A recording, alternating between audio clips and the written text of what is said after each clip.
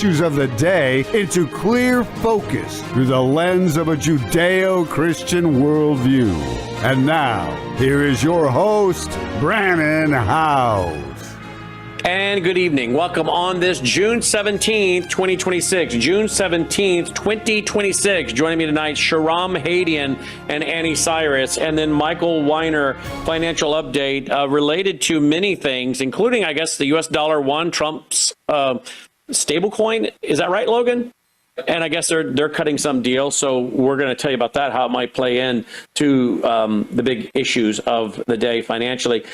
We do want to talk about things going on in the Middle East: Iran, America, Egypt, Saudi Arabia, Syria, Lebanon. There's so much to cover tonight. China, President Trump at the G7 in France, again saying that he thought President Trump said he thought that Israel could do a much better job when it comes to dealing with Hezbollah. He was very concerned about them knocking down buildings in Beirut.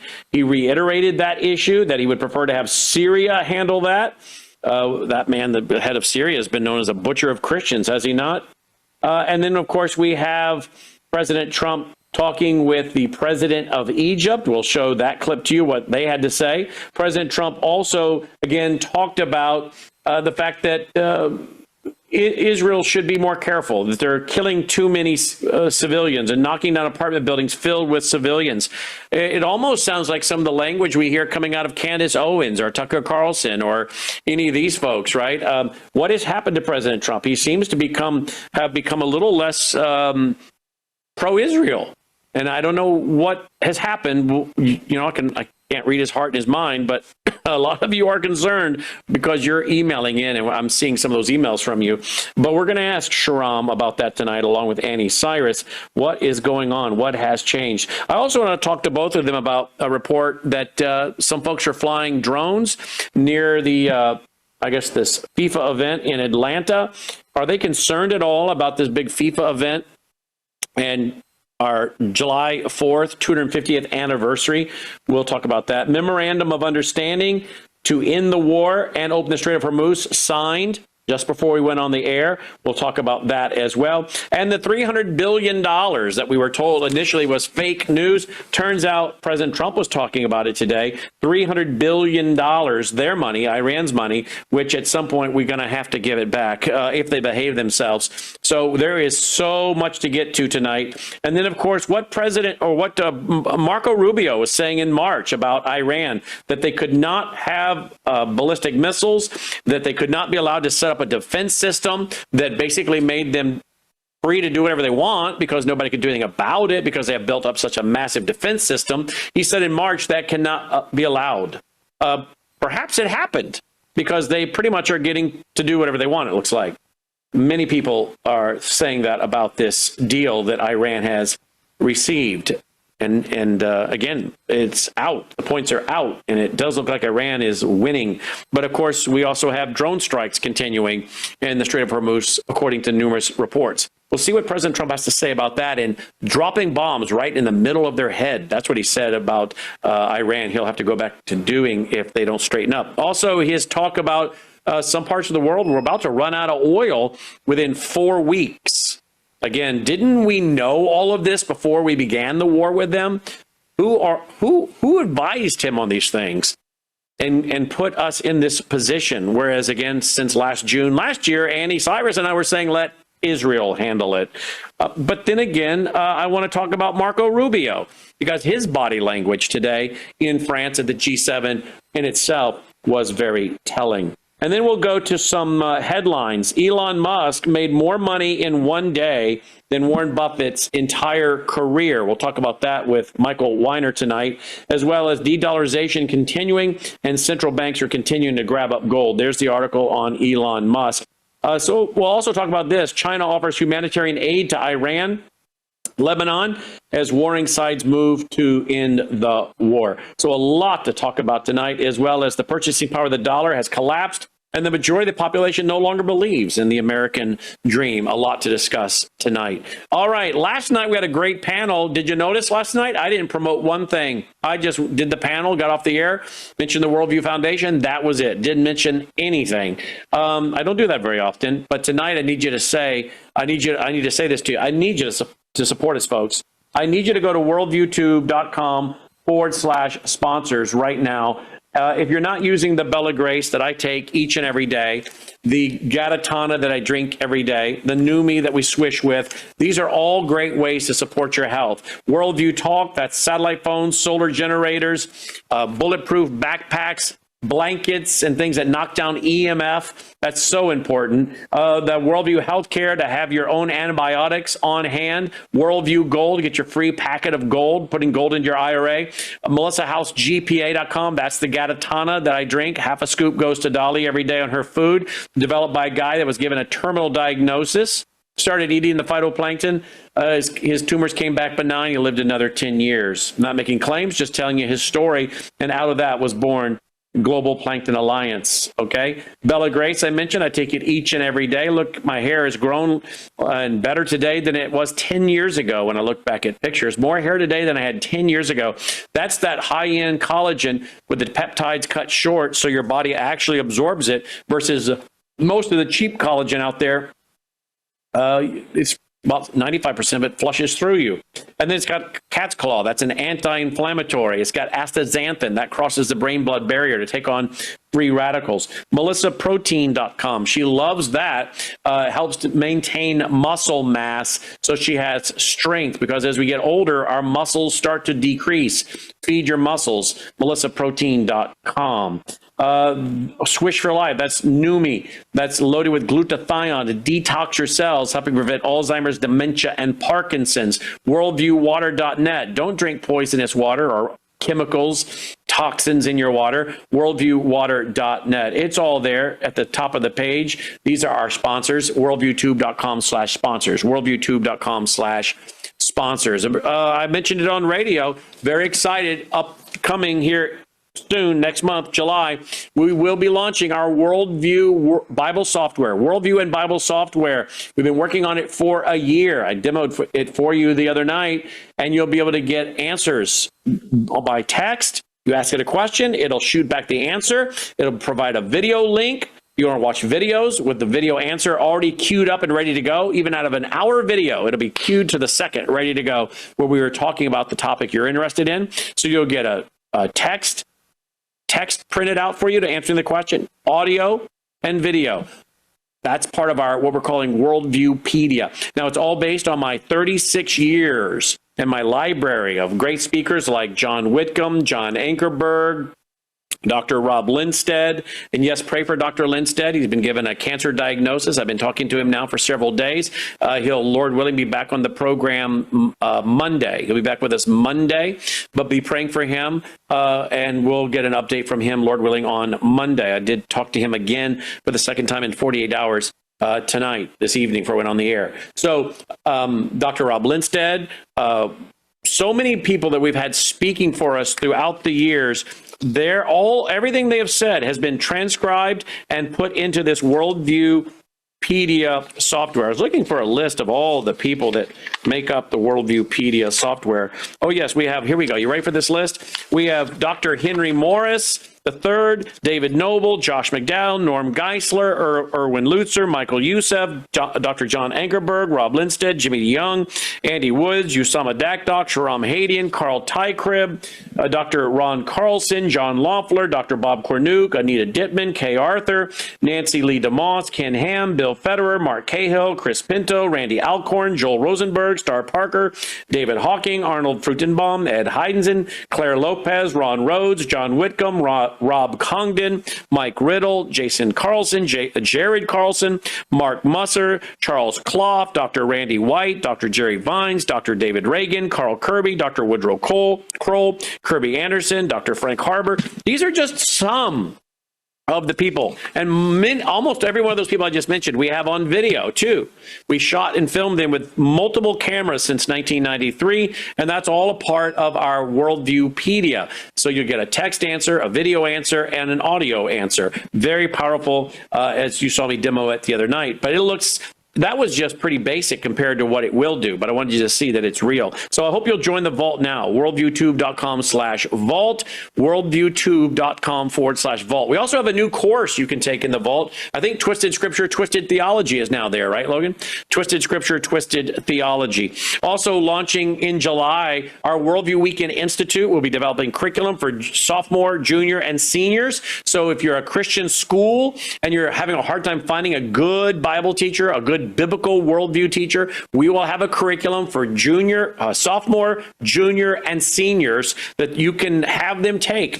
And we'll have a group membership. So a Christian school maybe has 25, 30, 40, 50, 100 kids, whatever. We'll have a membership rate. And your kids can do this all online, but have quality biblical worldview training from some of the names I just mentioned. Then our Worldview Weekend Institute is launching a biblical worldview teachers training, a leadership training. So it'll be a 2-year course. It'll be about $99 a month. That's pretty reasonable. $99 a month. And you'll be able to take the course online. It'll be a 2-year course. You watch a video, fill out a worksheet, take a test, and then, of course, take a final exam.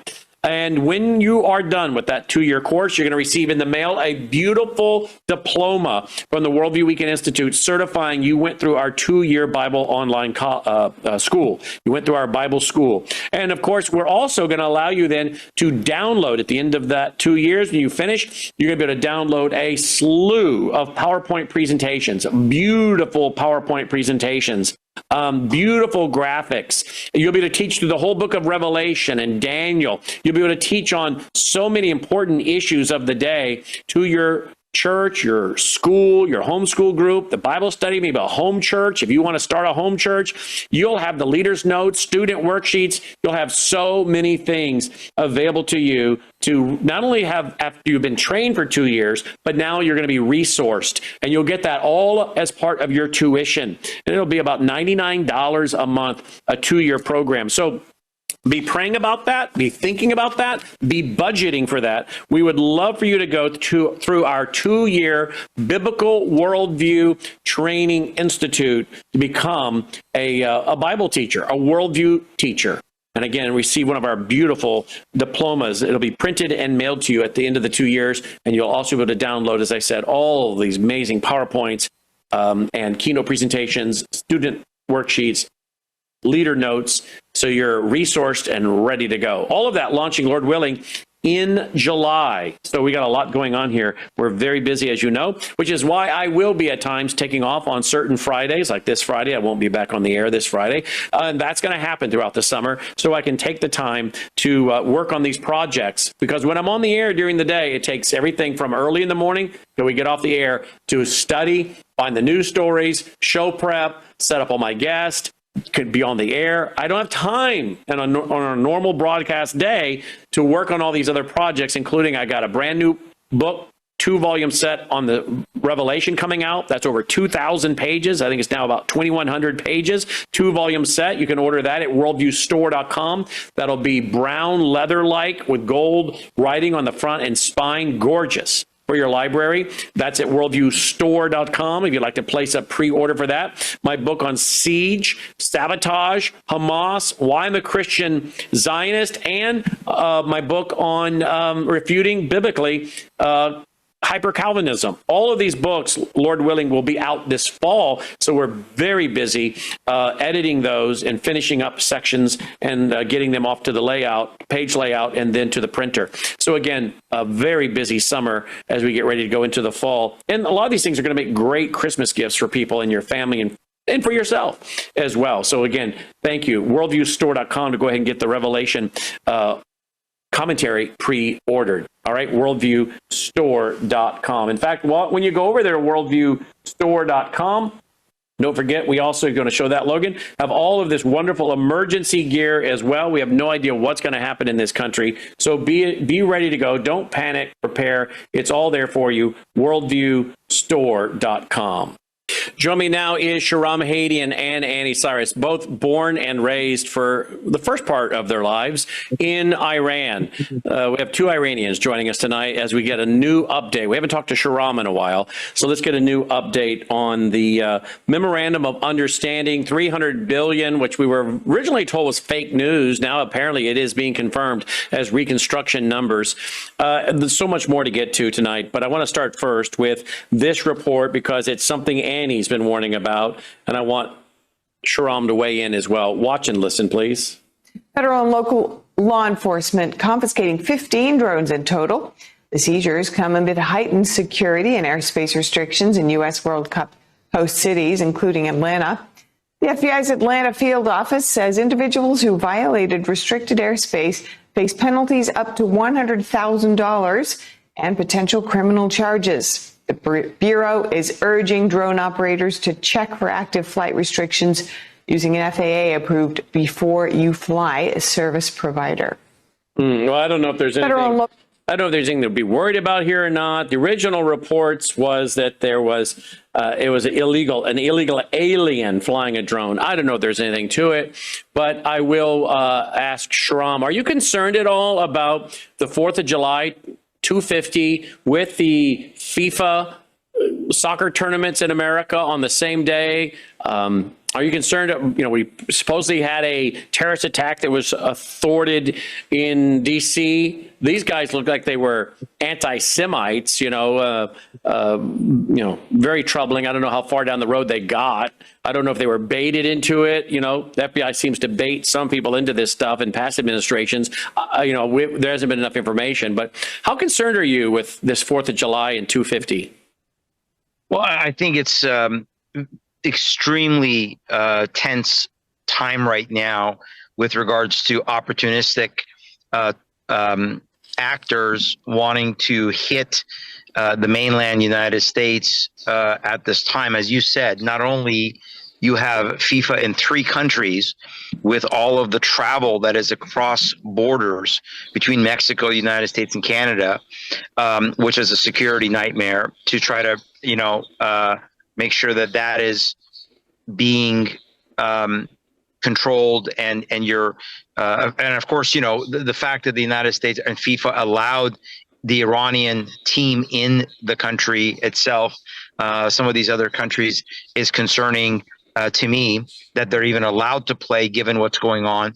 But then, Brandon, we have our 250th anniversary. And one of the things we know out of Islam and out of Islamic jihadists is that dates matter, anniversaries matter. Just like we saw October 7th, 2023, the timing of that, the aspect of Yom Kippur. Here we have the birth date of America coming up, July 4th, 2026. So yes, I sure hope that they're taking this seriously. But again, here's my concern. What level of infiltration within the national security apparatus and the FBI is there of the Muslim Brotherhood that is not going to allow the proper vetting that needs to happen to actually, weed out jihadists and weed out those who are going to carry these type of attacks? Annie, your thoughts? Well, I agree, but I want to add, as you know, I like to add numbers, stats. So as of right now, and we just started 5 days ago. As of right now, we have confirmation that 1.3 million matchgoers have already entered America, expecting that to rise up to 10 million as we get to the final of the games. And then about what you said, Shahram, it's been actually a debate I've been making as to separating the players, the soccer players of Iran versus the team coach and the, IRGC members with them. That being said, we also need to realize Iran isn't the only. Out of 48 teams that are playing in World Cup, 14 of them are Islamic nations. Right. We don't just have one Iran. We have 14, which has actually triggered me to write a Substack about this concept, not necessarily just the Islamic or Muslim players and how many Islamic flags we're seeing flying across these stadiums, but the interesting point of how we have, well, not us, but FIFA has gone out of their way to expand the number of teams to allow more Islamic countries. And anyways, that's besides the point for now. Yeah. But point is, we didn't just allow Iran to visit the days. 13 of the teams of Islamic countries are inside America. Their bases are inside America. They're leaving footprint. Their fans are coming to America. So again, I've been covering World Cup for a while. Necessarily the drones, I don't know what to think of them. That didn't give me enough information. But I've been saying there won't be an Islamic terror attack. There will be a leftist terror attack.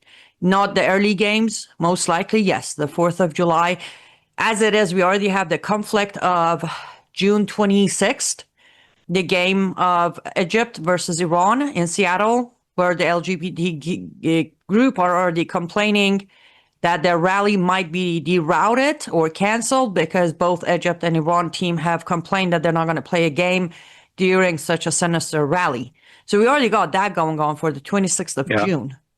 Now, only Lord knows what's going to happen on 4th of July when Pennsylvania and Texas are hosting two major games while 4th of July happening. Mm-hmm.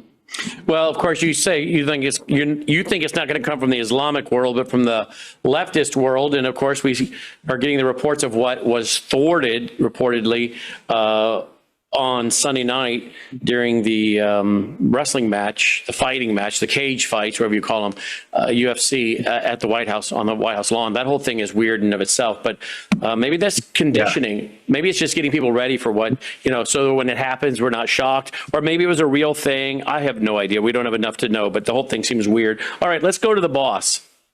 I mean, that's literally what he said today, entering the room with a G7. Watch and listen.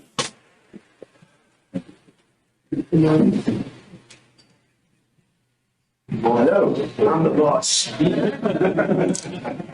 How are you? Good, thank you.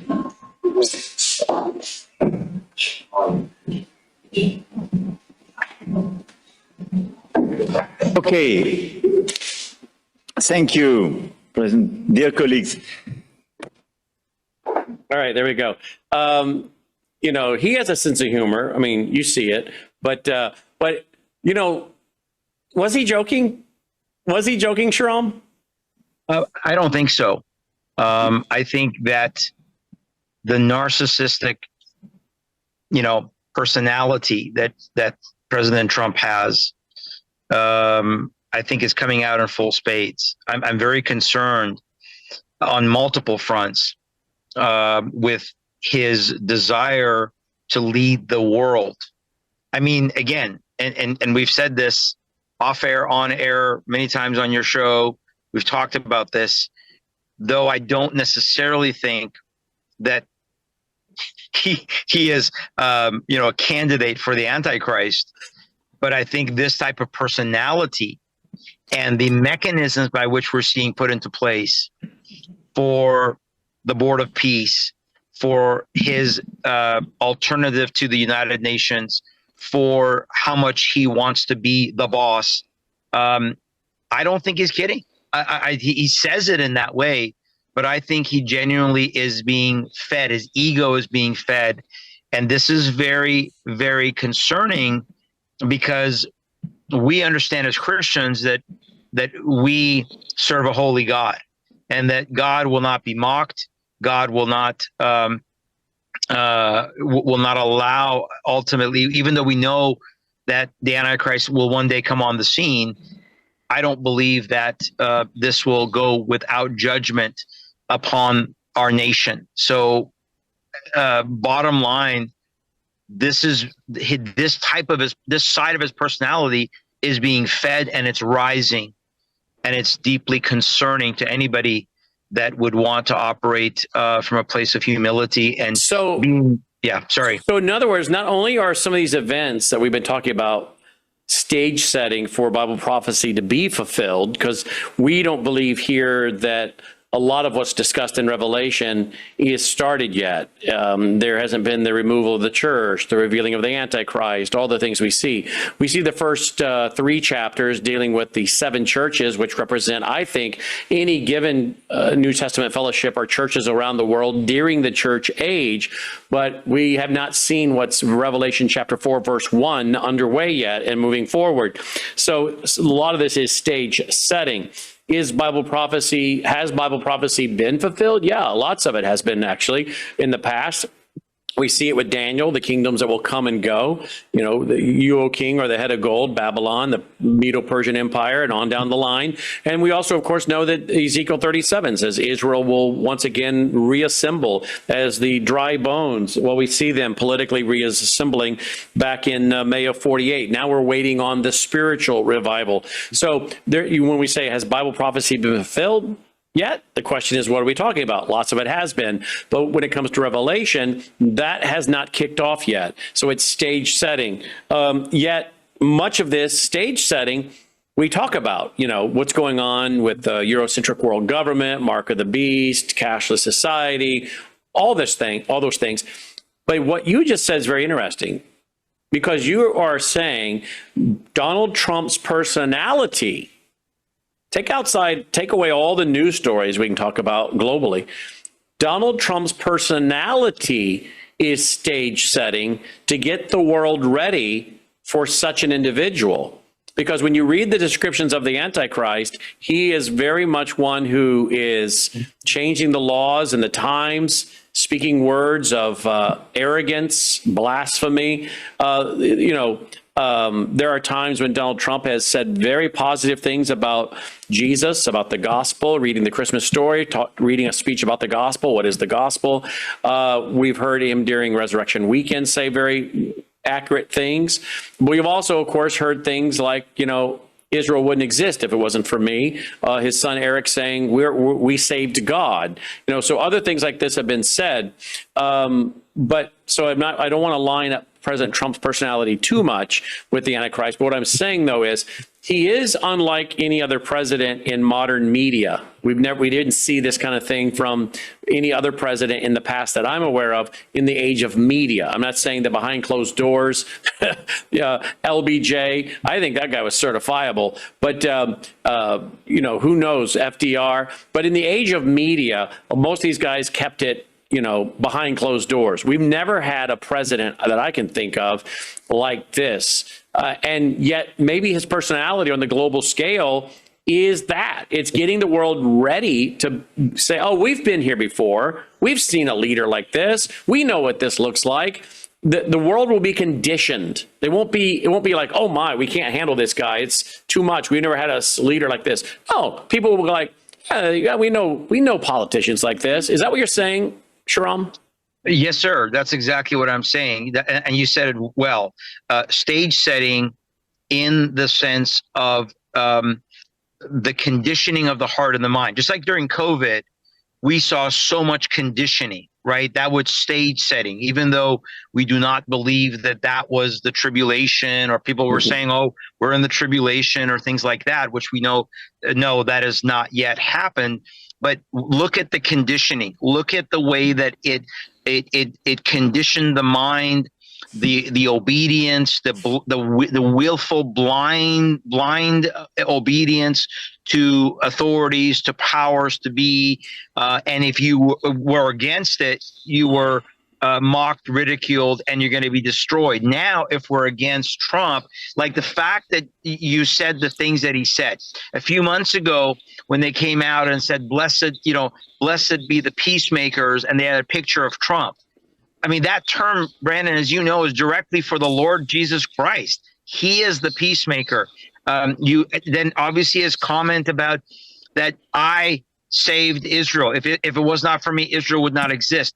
Since 1948 and the rebirth of the nation of Israel, how many times has Israel been outnumbered?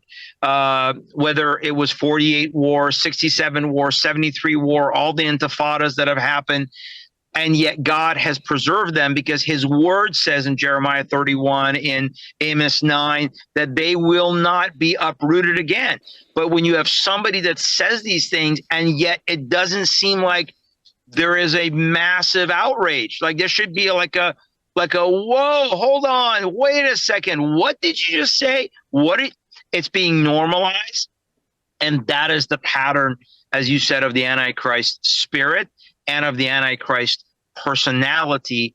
And again, I don't think he's joking when he says I'm the boss. I think he really thinks I'm the boss, and he's treating nations, and particularly Israel, like he's the boss. Well, supposedly the Iran deal, as we heard tonight, was signed. U.S. and Iran signed deal ahead of schedule. Sources say Axios and others are reporting that they have remotely signed their memorandum of understanding to end the war, open the Strait of Hormuz, and the agreement is now in effect. Two U.S. officials told Axios. President Trump himself signed, one official said. So there we go.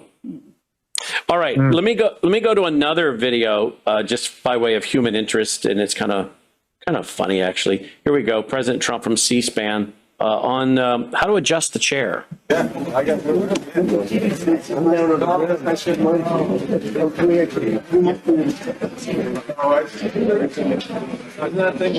it's too late. They got. Did you get it up? Up to the general chair. Yeah, this is fine. Look at yourself in a picture. You said, what happened? What happened? I had the lowest chair in the whole room. You know what? This is the UN. Oh, that is? I'm kidding. Remember, that's funny. Oh, that's much better. It's so fun. Cheers too low. I remember. Cheers too low. They brought in a bigger chair for him. They set him down before in a couple of different places, China and whatnot, where he's slower. He doesn't like that. He's very, very particular. I don't want my chair lower than anybody else. This is just. But did you funny catch the master of PR? Did you catch? Just by the way, it'd be one thing for me to say that because I'm already short enough. I don't need to be any shorter. So give me a higher chair. But Donald Trump's a big man, so it's not like it's going to be that big of a problem for him. Yes, but his whole point where he said later you look at the pictures and you say, what happened? Why is my chair lower than ever? That's the mindset of a PR man. And he has been a PR man. Many say he was his own PR man, that he used to call up and work the media and give them stories. And he was his own PR man for years, according to some of the books. But anyway, oh, well, here we go. We got a meme for Hegseth. Renames it the Department of War, fights one war and loses. There you go. So that's a meme going around tonight. The Secretary of War. And I guess he and Marco Rubio were told to get on board with this or find a new job, because I don't think they were for this from what we're hearing, Shahram. That's exactly what has been reported. I read some credible sources that had said that this is obviously because, again, when you look at the bullet points from what is already out there of this memorandum of understanding, this, and we've been saying it for months, right? Any lifeline to this regime is victory for them. So they're going to be declaring victory. They're going to be declaring that they have won and defeated the United States. They went up against the United States and they've won. They got what they wanted. I can't even imagine that they would open the floodgates at some point and give them sanction relief and give them this economic investment. But this is a major shift. This is no longer just, this is gamesmanship, 4D chess, 5D chess, 7D chess, 10D chess. This is a major shift. Not only is it a shift in the foreign policy, but it's a shift with Israel. And that's what it should be the biggest part of the story right now, is not only the betrayal of the Iranian people and what has happened in Iran and what is going to continue to happen in Iran. As Reza Pahlavi said yesterday in his comments to Crown Prince, while they're signing this, they're still executing Iranians. So 45,000 minimum people didn't die for this. So that's a betrayal of the Iranian people. But the betrayal of Israel here is what is shocking, and it is indicative of a massive shift on the political, quote, right, whatever the right is. You said it before, Brandon, the political Reich, not the right, but the Reich. That's where I think we're heading, which is deeply alarming in the sense of just what we didn't necessarily expect this soon, this early, both after October 7th, 2023, and in a Trump administration this early. Think of two big life-changing events globally, 9/11 and October 7th. Yeah. And Islam. Wait, they were both inside jobs, remember? They were both inside jobs. That's what we were told, right? That's what we've been told. But let's go with that they were Islamic. 9/11, 2001, America. October 7th, 2023, Israel. And after each event, Islam advanced.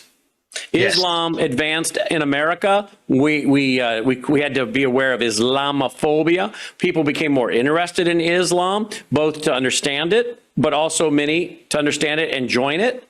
We have people like you. I think you and I think Shahram and Annie, and I know Usama Daktok. I think all three of you would agree. I know Usama said it, that Islam in the mosque in America grew. Their attendance grew after 9/11.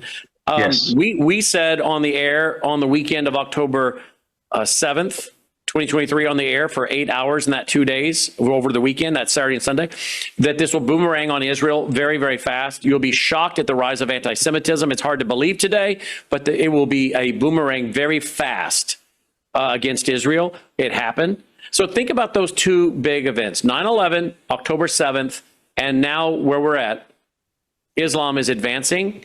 And now Israel's the problem. Now, my concern is that President Trump, and this is what I'm concerned brings judgment on America.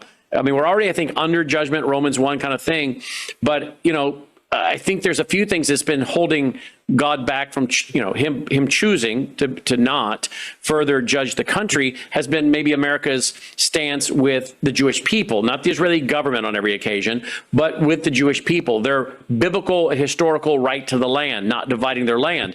But now we seem to be doing that. We're getting into Gaza. We're telling them what they can and cannot do. We're telling them what they can and cannot do with settlements in Judea and Samaria. We're now telling them when they can and cannot defend themselves. And now comments are coming out that seems to say, hey, Israel, you guys are killing a bunch of civilians. Now, civilians do get killed in wartime. We know that. Our side has killed a lot of people, civilians in wartime. That's one of the horrific things about war is collateral damage, right?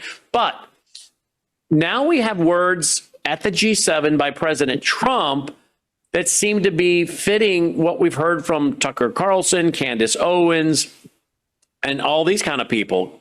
Watch and listen to this that came out today from France. A good partner. Again, I think they could do better with respect to Hezbollah. I'm not saying they shouldn't protect themselves.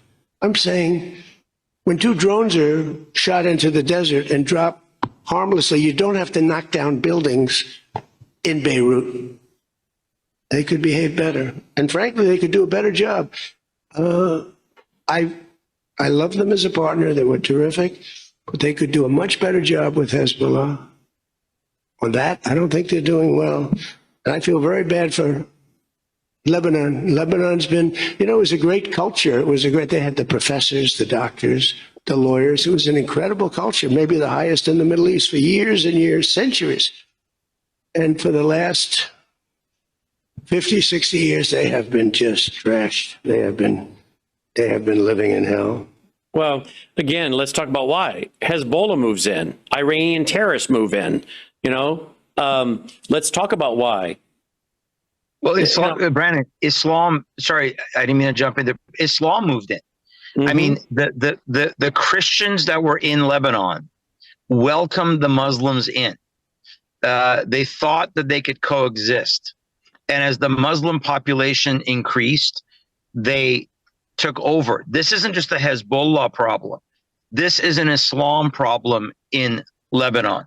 And yet he doesn't seem to have the same level of compassion per se for the Iranian people and how they've suffered and how Iran was the greatest culture for 3,500 years in the Middle East, and Iran under the Shah of Iran, and how modernized, westernized, educated it was until it was destroyed by Islam, 47 years. So all of a sudden he cares about Lebanon. All of a sudden he's criticizing, and like you said, he's using the Tucker Carlson, Candace Owens, Nick Fuentes, Groyper language now. He's using this type of rhetoric that they're indiscriminate, that they're killing civilians. And then, of course, on top of that, I know you covered that yesterday, to say that let's let Mr. al-Shara come in and do a better job. Yeah, what they're going to do is they're going to come in and kill the rest of the Christians that are left in Lebanon, because of what they've done in Syria. That is beyond comprehension that he would have said that yesterday, that Syria could do a better job than Israel.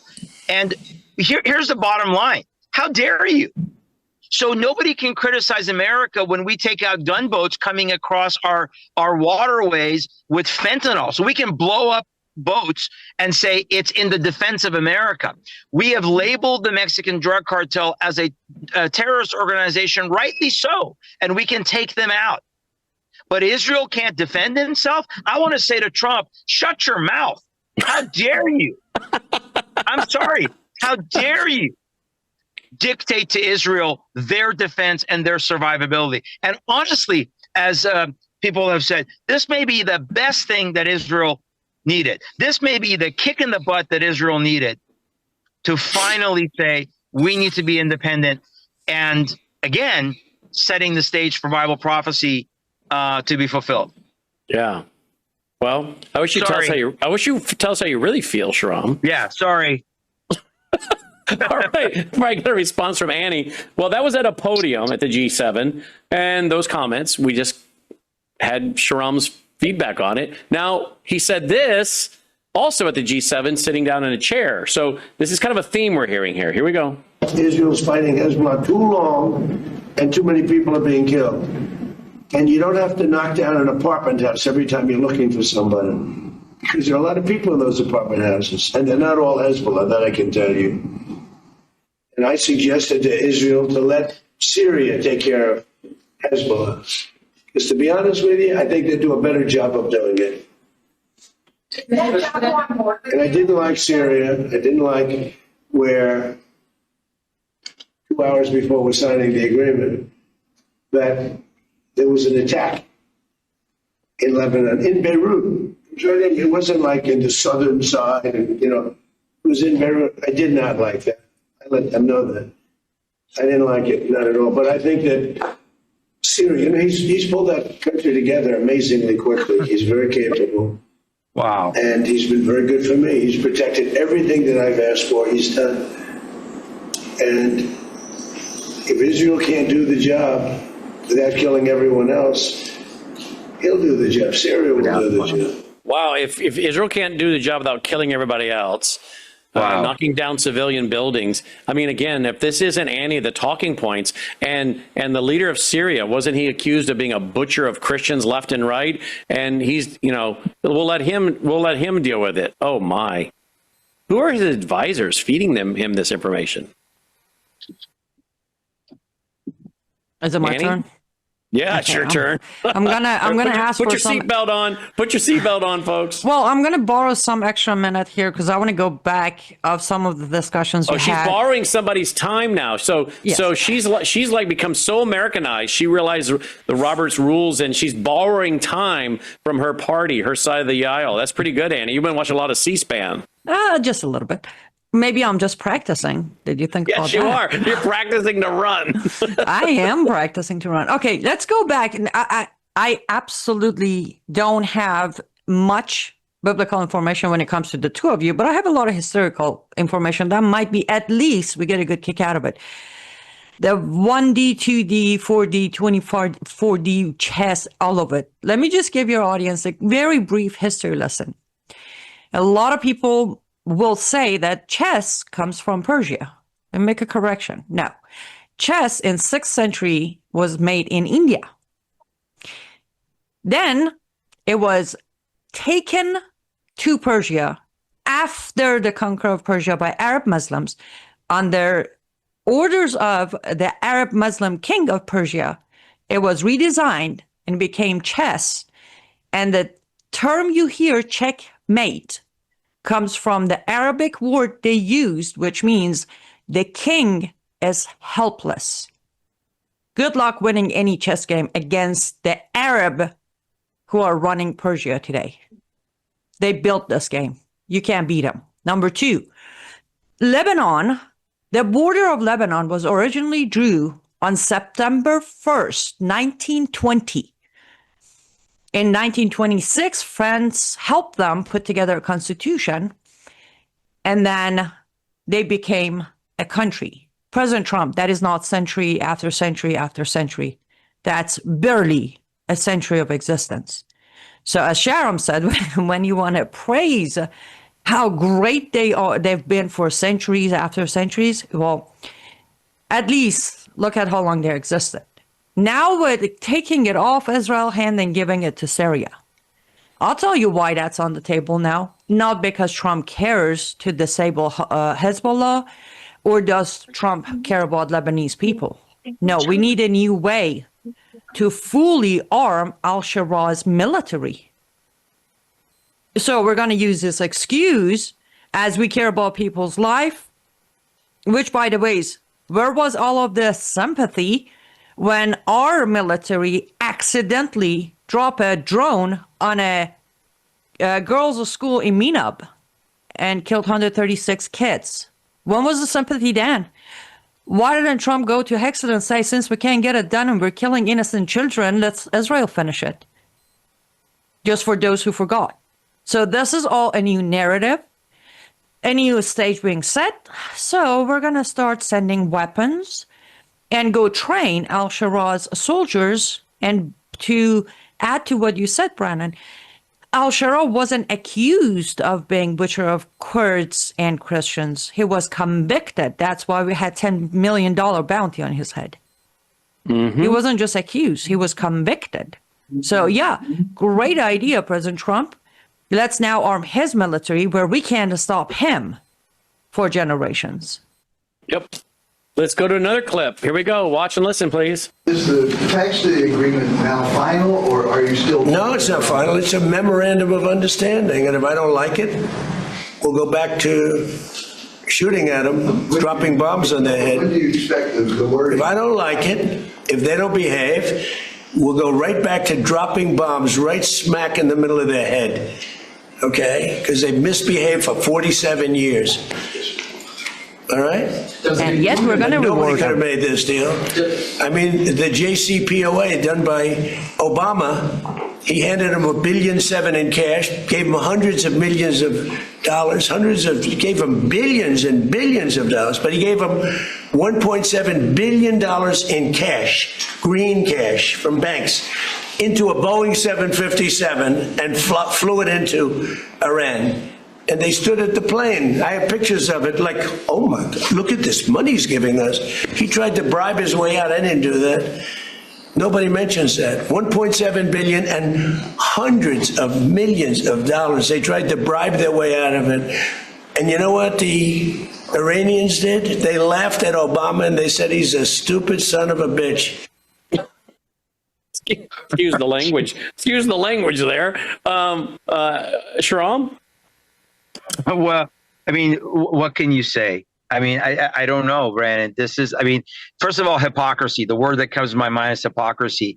You're attacking Obama for giving them. Yeah, I mean, we all attacked Obama when that happened. We knew that Obama and his connection to Valerie Jarrett. Remember Valerie Jarrett, that one of her parents was from Iran, and there was always that connection. He was loyal to the regime. They claimed that they were with the reformers at that time in Iran. We all criticized that. We all thought that that was insane. But what are they doing now? There's no difference in what this memorandum is. Yes, it's a memorandum of understanding. Okay, technically it's not a deal. There are conditions to it.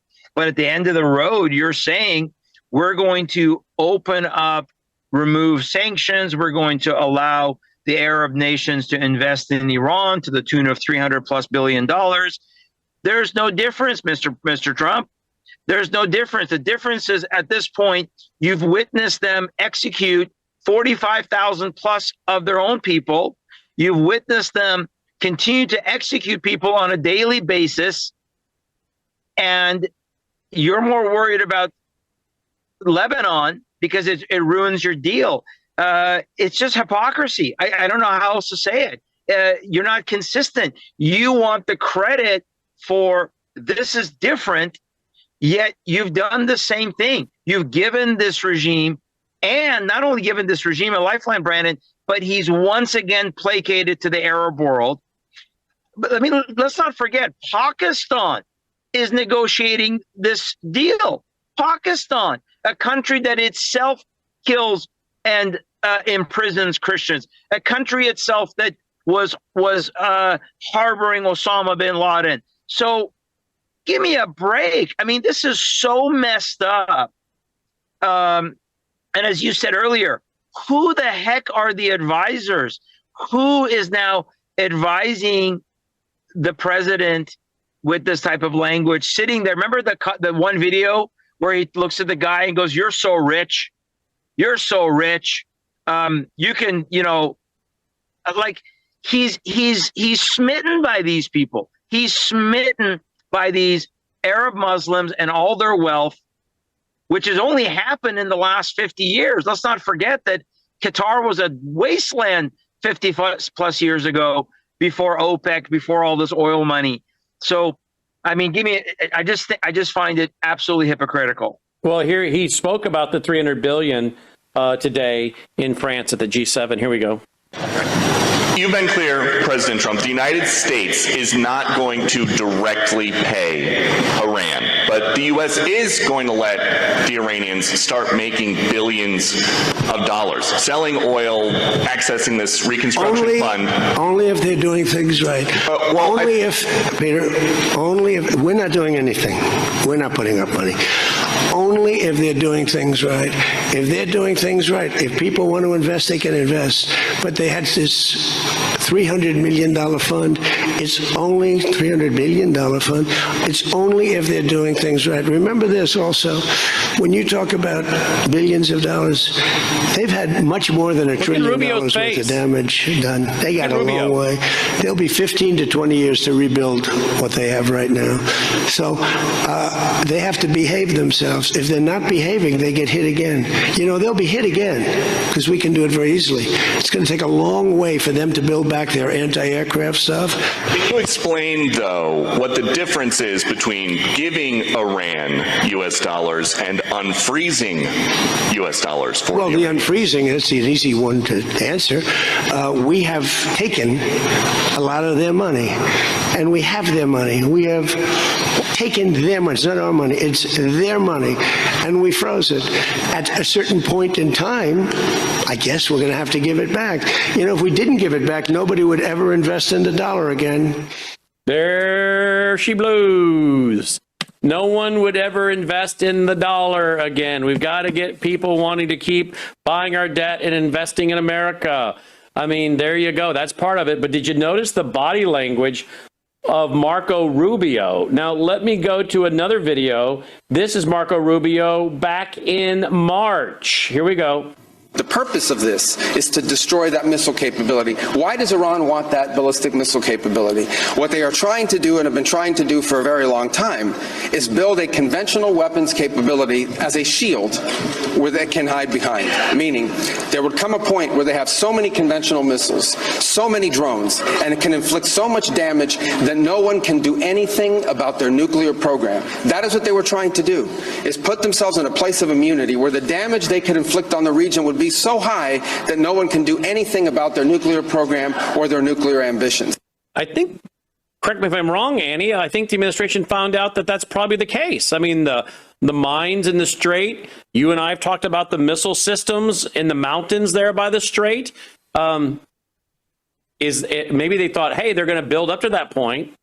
But it sounds like from March to today, America found out they actually already had that defensive mode, not to mention the ability to cripple the energy sector with the strait. I mean, President Trump came out today and said that we were just like 4 weeks away from running out of oil in parts of the world. They would have created bedlam. Did you hear that today, Annie? I did. And here's a better response. So we decided we're going to make sure they don't have that capability. But can you imagine how many of that capability $300 billion can buy for you? Because if anybody, including Trump out there, because I know Rubio is not thinking, his face definitely was telling me things. But if anybody out there thinks for a minute, Islamic regime is going to use a penny of this money to rebuild the damages of the war, let me inform you, the government already put a law out, passed by Parliament, not yesterday, a month and a half ago, where they said all of the insurance companies are going to cover 1/3. The landlords, either was a home, it was a school, it was a business, doesn't matter. The landlord will have to come up with the remaining 2/3 to rebuild. Otherwise, literally, they offered free, what do we call those camp things when you take them to camping? FEMA camps? No, the actual thing that you put together, Shahram Hadian, we call it Chadora camp. I'm drawing a blank. Yeah, a tent camp. Like she's talking about refugee camps. Yeah, with tents. No, they offer tents. Depending on how many members they are, you get one, a small, medium, large, whatever. That's all they're giving people and business owners whom properties were damaged. So that's for rebuilding. Anybody who wants to invest can invest. The information is clear out there. U.S. businesses are allowed to invest in this rebuild. And as he said, 19 years until they... I mean, why don't you just pull the tooth instead of constantly patching it up? Remove the regime. Nobody needs to worry about the nuclear or missiles or anything else for that matter. This is all the same. Again, I go back to what I have been saying for a year now. This is the same typical American policy when it comes to Middle East, because somebody's going to have to continue the chaos and destruction of Middle East so we can stay the superpower. No, they're not going to revoke my citizenship for everybody calling me a traitor who should be deported. Facts are facts. Let's go to what Trump said today about the oil. I'm going to get bad press. I know that. Now, if I did the opposite, if I went out and continued to bomb them for another 4, just bomb the hell out of them, I'd get bad press on that. No, there's nothing I can do. But what this does is it allows the ships to go. If we keep bombing, those ships won't be going. And you're talking about $500, $600, $700 million a day. It's a lot of money. A lot of money. That's why the world is okay. It's liquid. It's fine. Also, we run out of reserves in about 4 weeks. You know, there are reserves all over the world, and we would really run out. And there'll be a time when you wouldn't be able to get it. And you want to see bedlam? So for all those so-called geniuses that want to show me how smart they are, ask them why didn't they blow up General Soleimani? Ask that of the general and a couple of other people that I like very much, but boy, are they wrong. Go ahead. I'm sorry, and he didn't have this information in February 28th when he decided to get involved? He didn't know he's going to say there's nothing I can do. We're going to run out of reserve. What happened to we never need a Strait of Hormuz? What happened to we have... He said in the speech, we've done all the heavy lifting. All you got to do is go in there and take it. Just go in there and take it. Yeah, that was the third version of Trump, though. On the 29th, the first version was, we don't care. We never need the Strait of Hormuz. We make the most oil in the world apparently now, and we have the highest reserve, and we can provide for everybody. Hey, Europe, come buy it from us. He didn't have any of this information when he gave a green light for us to go in, and he's talking about millions a day. From what I understand, $2 billion a day was the cost of us getting involved with that war. Who's going to pay for that? Shahram? Well, no, I mean, I agree absolutely. Why are they figuring this out now? I guarantee you they knew this. They knew that the Strait of Hormuz was a choke point. And by the way, it's not like Iran hasn't done this before, right? This is not the first time. They've used the Strait before as a bargaining chip. That should have been part of their strategic planning. If they're going to go, and if the goal, according to him on February 28th, was to give the Iranian people a chance to rise up and get rid of this regime once and for all, then they should have understood that they had to have control over the Strait immediately. They needed to have Karg Island. They needed to be able to get control over that mountainous part of southern Iran, where many of the ballistic missiles are. That should have been up front. I guarantee you the Israelis knew this, because if you look at Brandon, remember last year in June of 2025, remember one of the first places that Israel hit beyond individual targets was in Bandar Abbas down in the south. That's in that area. So I agree with Annie. Like, all of a sudden now you're realizing, oops, we got to make a deal because we're running out of oil. But also, again, what about the mistakes of the fact that had he come in earlier and supported Reza Pahlavi, would there have been more defections? Would there have been more of a turning in perhaps some of the lower level IRGC, in the Air Force, in the Army, which is what happened in 1979, right? I mean, that's how they overthrew the Shah, was that they were able to flip a half of the Army and the Air Force to the side. Your support has been and. Yep. Sorry, I keep going. I'm just queuing a video to play for you. That's okay. So that's what shocks me, is like, this is not a new playbook for this regime. They've done this before. So, but yet the missteps and all the time that you've given them, deal, we got a deal. Any day there's a deal. Any day there's a deal. 38 times, I think it was counted. 38 times. Yeah. So all that's done is give them the ability to choke the world off, using a tactic that they've used before, using their strategy that they used before, and they failed. And including the fact that apparently we found out, that they tried to arm the Kurds, and that didn't work because the Kurds kept the weapons, according to Trump himself.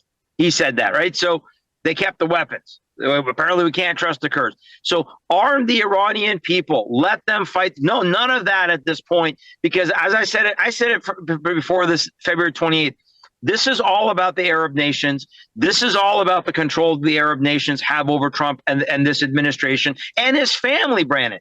All right. Mentioning the family, I'm sure I'll play this again later tonight with Michael Weiner, but listen and watch this. In a regulatory filing last month, Kushner's affinity partners reported more than $6.1 billion in assets.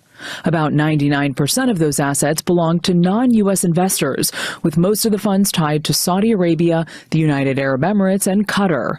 And Affinity Partners was looking to raise more. Farrell was first to report in the New York Times in March that Kushner had held preliminary talks with the Saudis about raising billions of additional dollars for Affinity Partners. He's out there negotiating peace deals with governments, working with various governments in the Middle East. He's already been working with them in the private sector, investing their funds and getting big fees from these governments. So it raises all sorts of questions about who is he working for? How does he draw the lines as this is all happening? All right. Comment on that, please, Shahram, and then Annie. Well, that's not a shock. That should not be a surprise. This is what we've been saying all along, that the fact that Witkoff and Kushner were the main negotiators working with the Pakistanis, working with whoever their contact was supposedly in or working with the Qataris, they are compromised. They are beholden. You cannot make wise decisions and say that we have only loyalty to the United States. when you are basically operating as an agent of a foreign government, taking these type of dollars. We know that Witkoff, again, was bailed out by the Qataris with his hotel deal, with Kushner. So this is what I'm saying. This all comes down to the Arab control over the Trump administration, the Arab control over the Trump family, and the Arab Muslim control over America. You said it earlier, Brandon. Every time this has happened, Islam has increased and gained a foothold. And the number one the way they've done it is not just through jihad in the sense of the physical fighting and killing. It is through their influence operations. It is through money. And that's why this was never a earnest negotiation. Never.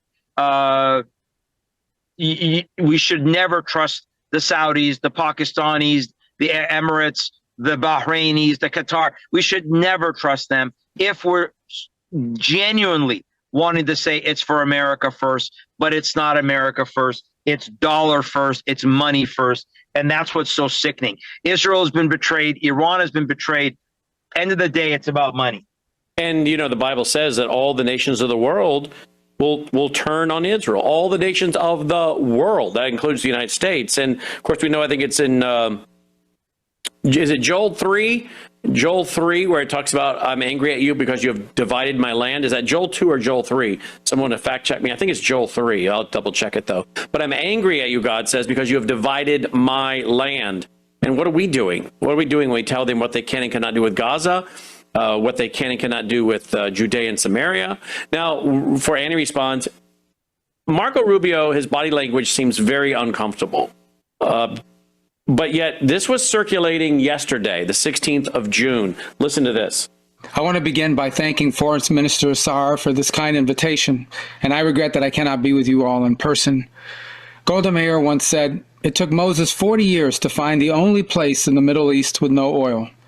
But Israel's wealth lay not under the ground, but in its people, the Jewish people, exiles, pilgrims, and dreamers from around the world who made the desert bloom into a high-tech superpower.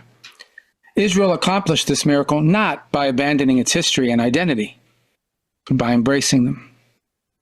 Sadly, some of Israel's neighbors have failed to appreciate how following Israel's example could have brought prosperity to the region. Instead, they chose war.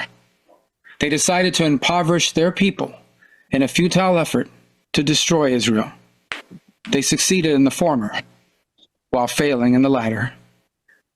Anti-Semitism is the world's oldest bigotry, and given that we are all here today, it is also the world's most futile. Egyptian pharaohs, Roman emperors, Persian shahs, and Middle Eastern despots have sought to destroy the nation of Israel. Adolf Hitler dreamed of a world without Jews, an idea he shares with Hamas. Today, these regimes and empires have crumbled into dust, but Israel stands, and the Jewish people prosper. I pray for the day when the entire world will recognize the futility of anti-Semitism, when leaders will abandon self-destructive hatred and forge a new future in partnership with Israel by building on the Abraham Accords. Under President Trump's leadership, there are signs that the future may be closer than we dared dream. But only if we can overcome the futile, persistent evil of anti-Semitism can we reach that future. Earlier this year, I stood beside Foreign Minister Saar at the Yad Vashem Memorial.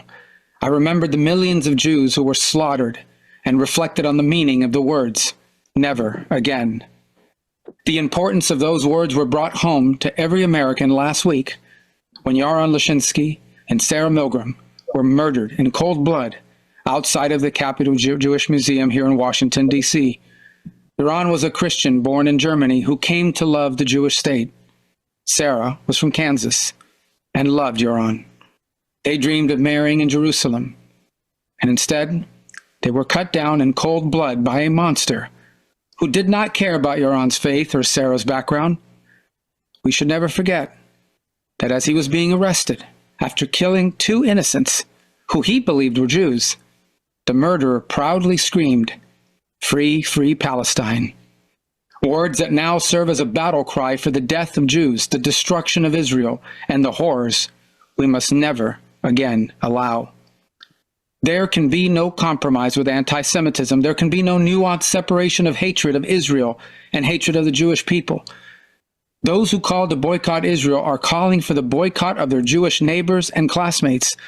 Those who call for violence against Israelis are calling for violence against Jews. Those who call for the destruction of Israel are calling for the destruction of the Jewish people. That is why, as we extend our prayers to Iran and Sarah's loved ones, we must stand in solidarity with Israel. There can be no coexistence with evil. There can be no nuance to hatred. Under President Trump, the United States will stand with the Jewish people. We have implemented a vigorous new visa policy. All right, so that was obviously an old video, but it's making the rounds yesterday. And I guess the reason now we understand why it's making the rounds is because he was talking about the Nazi roots and Islam and Hamas.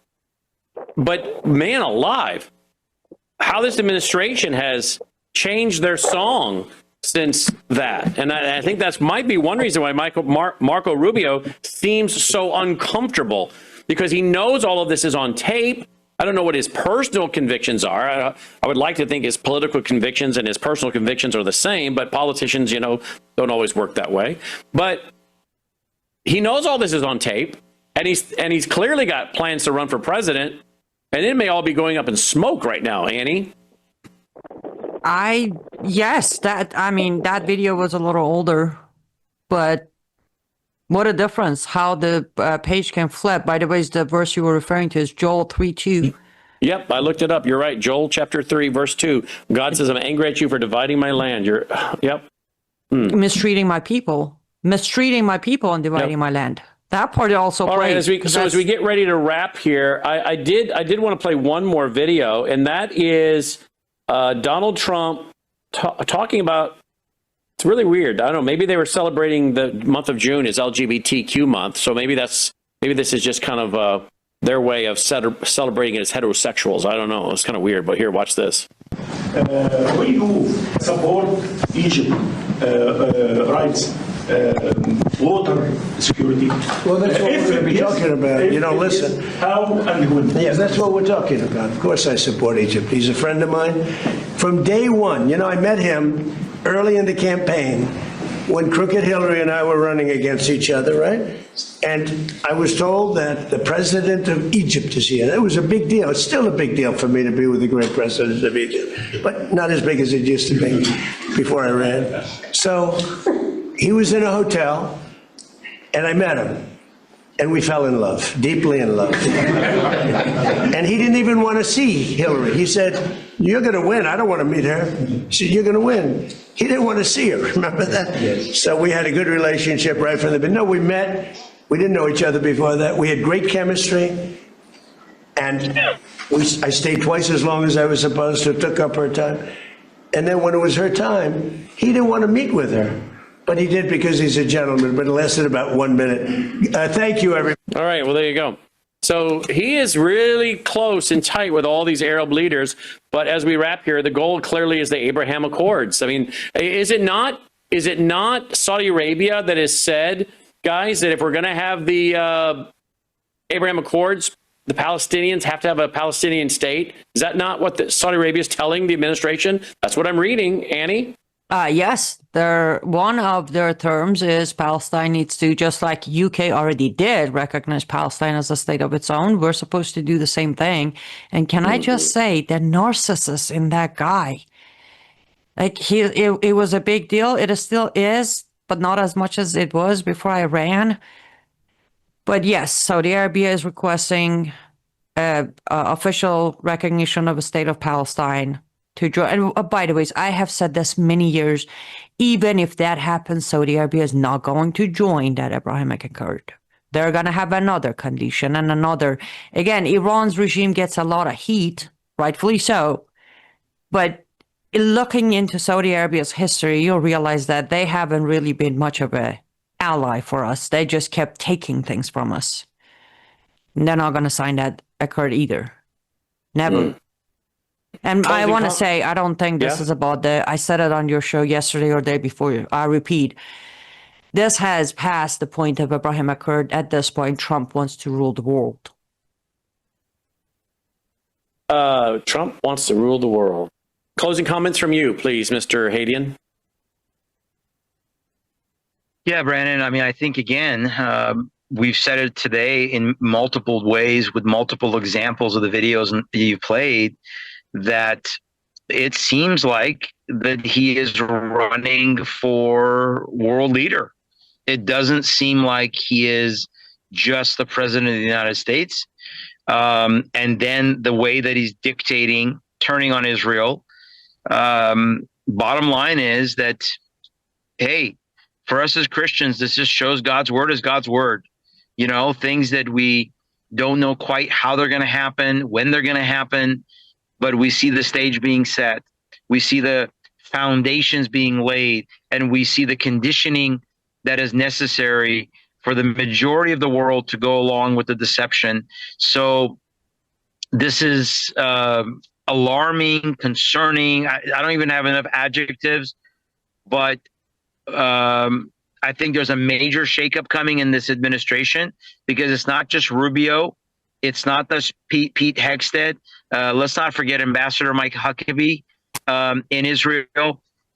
These folks are not going to turn on Israel as Trump is, and going along with whatever wing of the so-called MAGA right that is pushing this virulent anti-Semitism, Jew hatred. And again, let's not forget that we haven't addressed it today. You've addressed it many times. This is being fueled by, quote, the church. This is being fueled by the anti-Semites and all of the covenantal replacement theology. We now hate Israel Christians out there that is fueling this. They're doing it under the auspices of faith. They're doing it under the auspices of this is what God, this is what Jesus would want. So it's very alarming. It's very alarming. And thank you again for giving coverage to it. And for those listening to this, they need to know our allegiance is not to man. Let not your allegiance be to Trump. It's got to be to God and God alone in this hour. Well, we are in definitely very interesting yet perilous times, but also stage-setting prophetic times, and we're trying to connect all the dots as we do each and every night, and you guys have helped us to do that, I think, tonight. Anni Cyrus is liveuptofreedom.com, liveuptofreedom.substack.com. You can also get her new book there. And then Shahram is at Till Ministry, TIL Ministry.com. Guys, thanks for being with us. Thank you, Brandon. Thank you, Brandon. Thank you, guys. And again, Annie and Shahram will both be keynote speakers at our 22nd annual National Worldview Weekend coming up Friday night, October 23rd, Saturday, October 24th, worldviewtube.com/events, worldviewtube.com/events. It's free, but you got to have a ticket. And I think already 700 seats are spoken for. So again, you have to have a ticket, worldviewtube.com/events. If you're a Vault member, you'll be able to live stream it, but it will not be live streamed for the general public. It's just too expensive to do that. We must leave that for Vault members. You can join at worldviewtube.com/vault, worldviewtube.com/vault, and on around July 1st, our Bible and Biblical Worldview software will be launched, and there will be a membership for you at worldviewtube.com/vault. All right, so much coming. Don't forget, we also have our Worldview Weekend Institute coming. We'll have a curriculum for sophomore, junior, and seniors of high school for Christian schools to use or for homeschool groups to use. And then we'll also have a Worldview Weekend Institute for leadership training. It'll be a 2-year course that we'll let people go through. And at the end of the 2 years, we're going to mail them a beautiful certificate that they are a graduate of our Worldview Weekend Institute and our training program, leadership training program. And they will also then be able to download so many PowerPoint presentations, leaders notes, student worksheets, and more to teach multiple classes after that 2 years. And, you know, I think it's going to be more powerful than your average Bible school or even seminary, to be honest with you. In fact, I've had pastors tell me we've learned more from Worldview Weekend than we did in Bible school or in seminary. So the Lord has been good, and we're looking forward to that. Be praying about all that as it launches in July. And again, as always, we need your support. WorldviewFoundation.com, WorldviewFoundation.com. We are a listener-supported network. All right, we'll be right back. Financial updates and breaking news today on the financial side of the U.S. dollar one. President Trump's, I think that's his stable coin. We'll check in with Michael Weiner on all that right after this. Don't go away. You've heard about the new wave of GLP-1 weight loss shots, but you've also heard about the side effects. The nausea, the fatigue, the risks of injecting synthetic hormones into your body? What if there were a better way? A natural way? Meet Bellamelt, the indulgent, sugar-free caramel treat that's quietly changing the way women take charge of their weight. Unlike injections that flood your body with synthetic GLP-1, Bellamelt works with your body, using potent botanicals and essential nutrients to help you naturally increase your own GLP-1. The same hormone that controls hunger, cravings, and fat burning. Activated the way nature intended. Just a delicious caramel melt 30 minutes before your meal. In a 10-week clinical study of its key ingredient, African mango, participants lost an average of 28 pounds, reduced body fat by over 18%, and trimmed nearly 7 inches off their waist. Visit melissahousebg.com today. That's melissahousebg.com.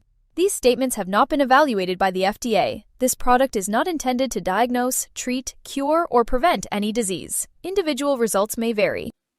Join me now is Michael Weiner to discuss breaking news. Look at this. Trump-linked World Liberty seen nearing U.S. Federal Reserve Trust Bank charter. World Liberty Financial, a cryptocurrency project linked to U.S. President Donald Trump's family, is expected to soon receive a federal trust bank charter.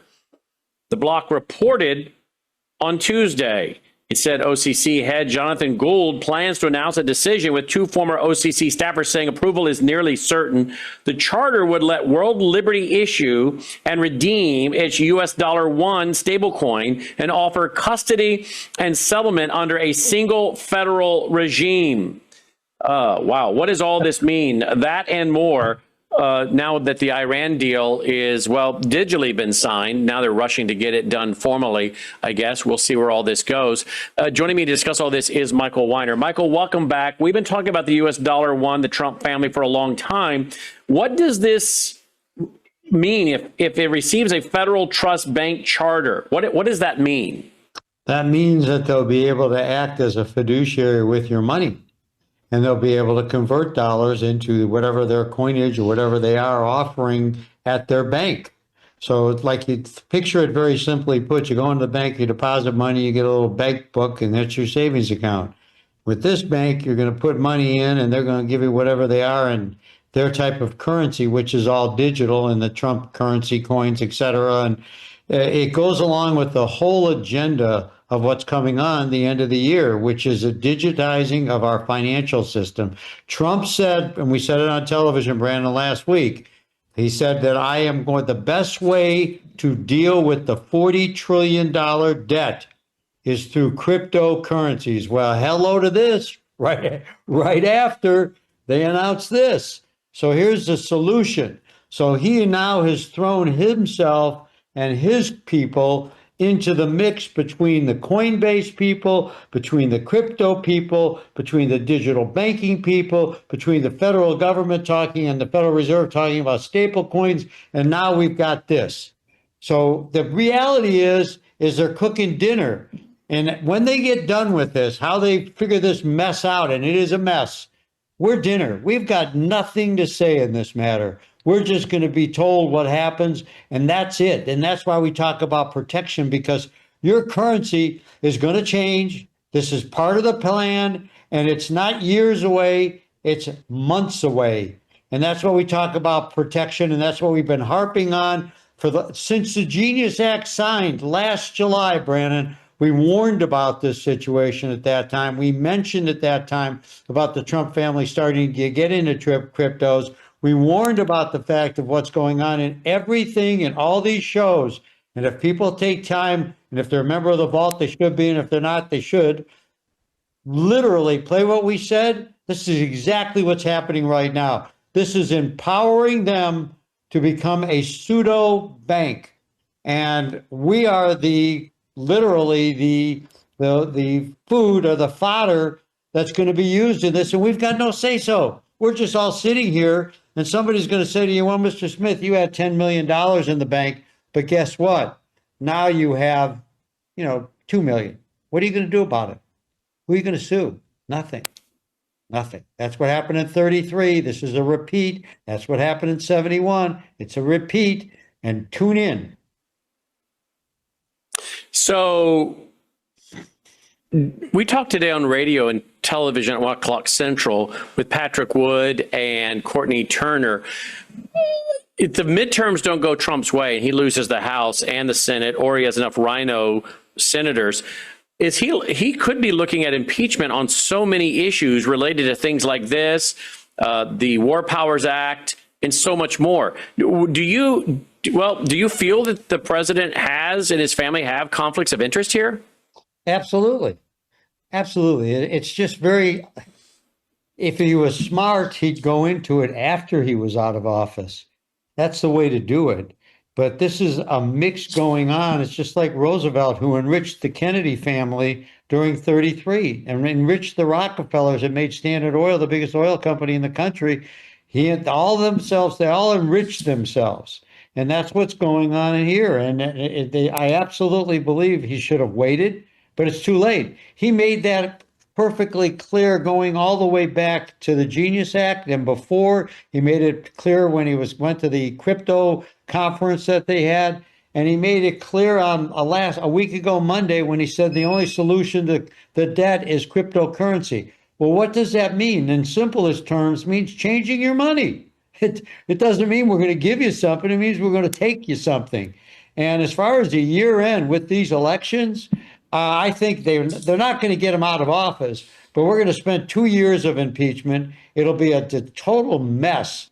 And when you look at that coupled with the changing of our economy and the changing of economics, look at the platform of these people: socialism, property takeover, property tax overview, gender mix, where now we're going to have 6 genders, 10, pick a number. I mean, it's no longer Adam and Eve, it's Adam and Steve and the gang.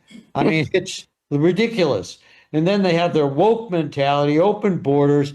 I mean, baseball players who we could care less about what they have to have rainbow caps on. I mean, I've never seen any more stupid thing going on in my life than now taxing us to death.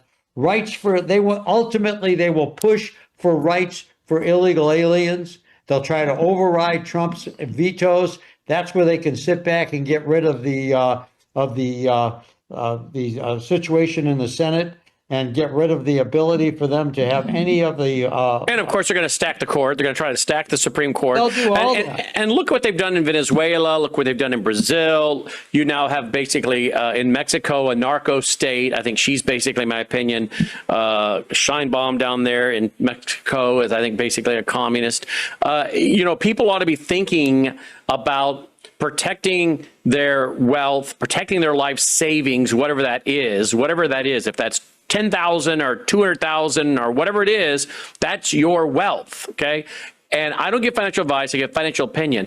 But these people are going to come looking for ways to take what you have. That's what communists, that's what the power elite, that's what Fabian socialists do. Remember what John Maynard Keynes said: by this continuous process of inflation, we can steal the majority of the people's wealth, and not one man in a million will know what we're doing. Now, I want to go back to playing a little clip I played today. I'm going to play a shorter version for tonight. PBS. Listen to and this is being reported by several outlets, by the way, folks, based on public filings. Please watch and listen. Let's see here. $1 billion in assets. In a regulatory filing last month, Kushner's affinity partners reported more than $6.1 billion in assets. About 99% of those assets belong to non-U.S. investors, with most of the funds tied to Saudi Arabia, the United Arab Emirates, and Qatar. And Affinity Partners was looking to raise more. Farrell was first to report in the New York Times in March that Kushner had held preliminary talks with the Saudis about raising billions of additional dollars for Affinity Partners. He's out there negotiating peace deals with governments, working with various governments in the Middle East. He's already been working with them in the private sector, investing their funds and getting big fees from these governments. So it raises all sorts of questions about who is he working for? How does he draw the lines as this is all happening? In a statement to PBS NewsHour, Affinity Partners acknowledged Kushner did speak with Saudi Arabia's public investment fund about raising new money, but only because it has an agreement to give the Saudis right of first refusal. Quote, Affinity had early conversations with its anchor investor and does not intend to take any additional capital while Jared is volunteering for the government. An SEC-registered investment firm, Affinity has abided by all laws and regulations and will continue to do so. As a government volunteer and not an employee, Kushner is exempt from the usual financial disclosure laws. But Democratic members of Congress are still pressing the administration to answer whether Kushner is using his influence for personal financial gain. All right, let's stop there.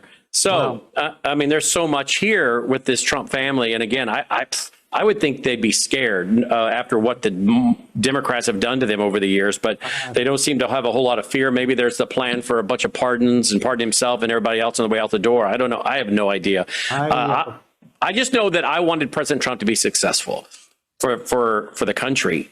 I wanted him to go down as a great president. I'm watching as people on social media and my audience are very tired. They're worn out. He's been president, what, 2 years now, 24 months, and they're exhausted. Has it even been 2 years yet, guys? See, no, it hasn't been 2 years yet. No. Right? No, it won't be 2 years till January. So we're, what, a year and a half in? Yeah. And people are 18 months in and people are exhausted and disappointed and thinking that there's, conflicts of interest. What is he doing? This is very, very concerning. But I know I've noticed a change in the way our reporter on the ground, Aaron, talks about President Trump. I've noticed even you used to be a very big supporter of President Trump. And yet I see your eyes have been open to some new things too, right? Well, the reality is I will never vote Democratic. And, I don't like what some presidents do. I just didn't think President Trump would become one of them. But I think what he's doing right now, and I still support him. I still like a good percentage of what he does. I like his mentality on that. But I almost look at it, and I said it to you privately, Brandon, when we talked one time. I think he's trying to enrich his family for the future. I think he sees the building business for the Trump legacy to be gone. And I think he sees the fact of the new wealth is tied into the new currency, and he wants his family to be trillionaires. So I see that's something on the horizon here. He knows that there's going to be redistribution of wealth that other people are not paying attention to at the end of the year. And the reason it's going to happen is because of the debt. We're at the brink. That debt is going to explode, and the only way they're going to get rid of it is to devalue it. And we are the suckers that allowed them to do it, and we are the suckers that are going to pay for it again unless you protect yourself. And, considering all this stuff, I constantly am talking to people who call me back and say their financial advisor is against it. Well, look, I don't really care what your financial advisor thinks. Of course, your financial advisor is against it. Degrees, I could do that all real simple. It has nothing to do with, I am not saying we are an end all. We are a blend with, if you have a smart person, it's a blend within your portfolio.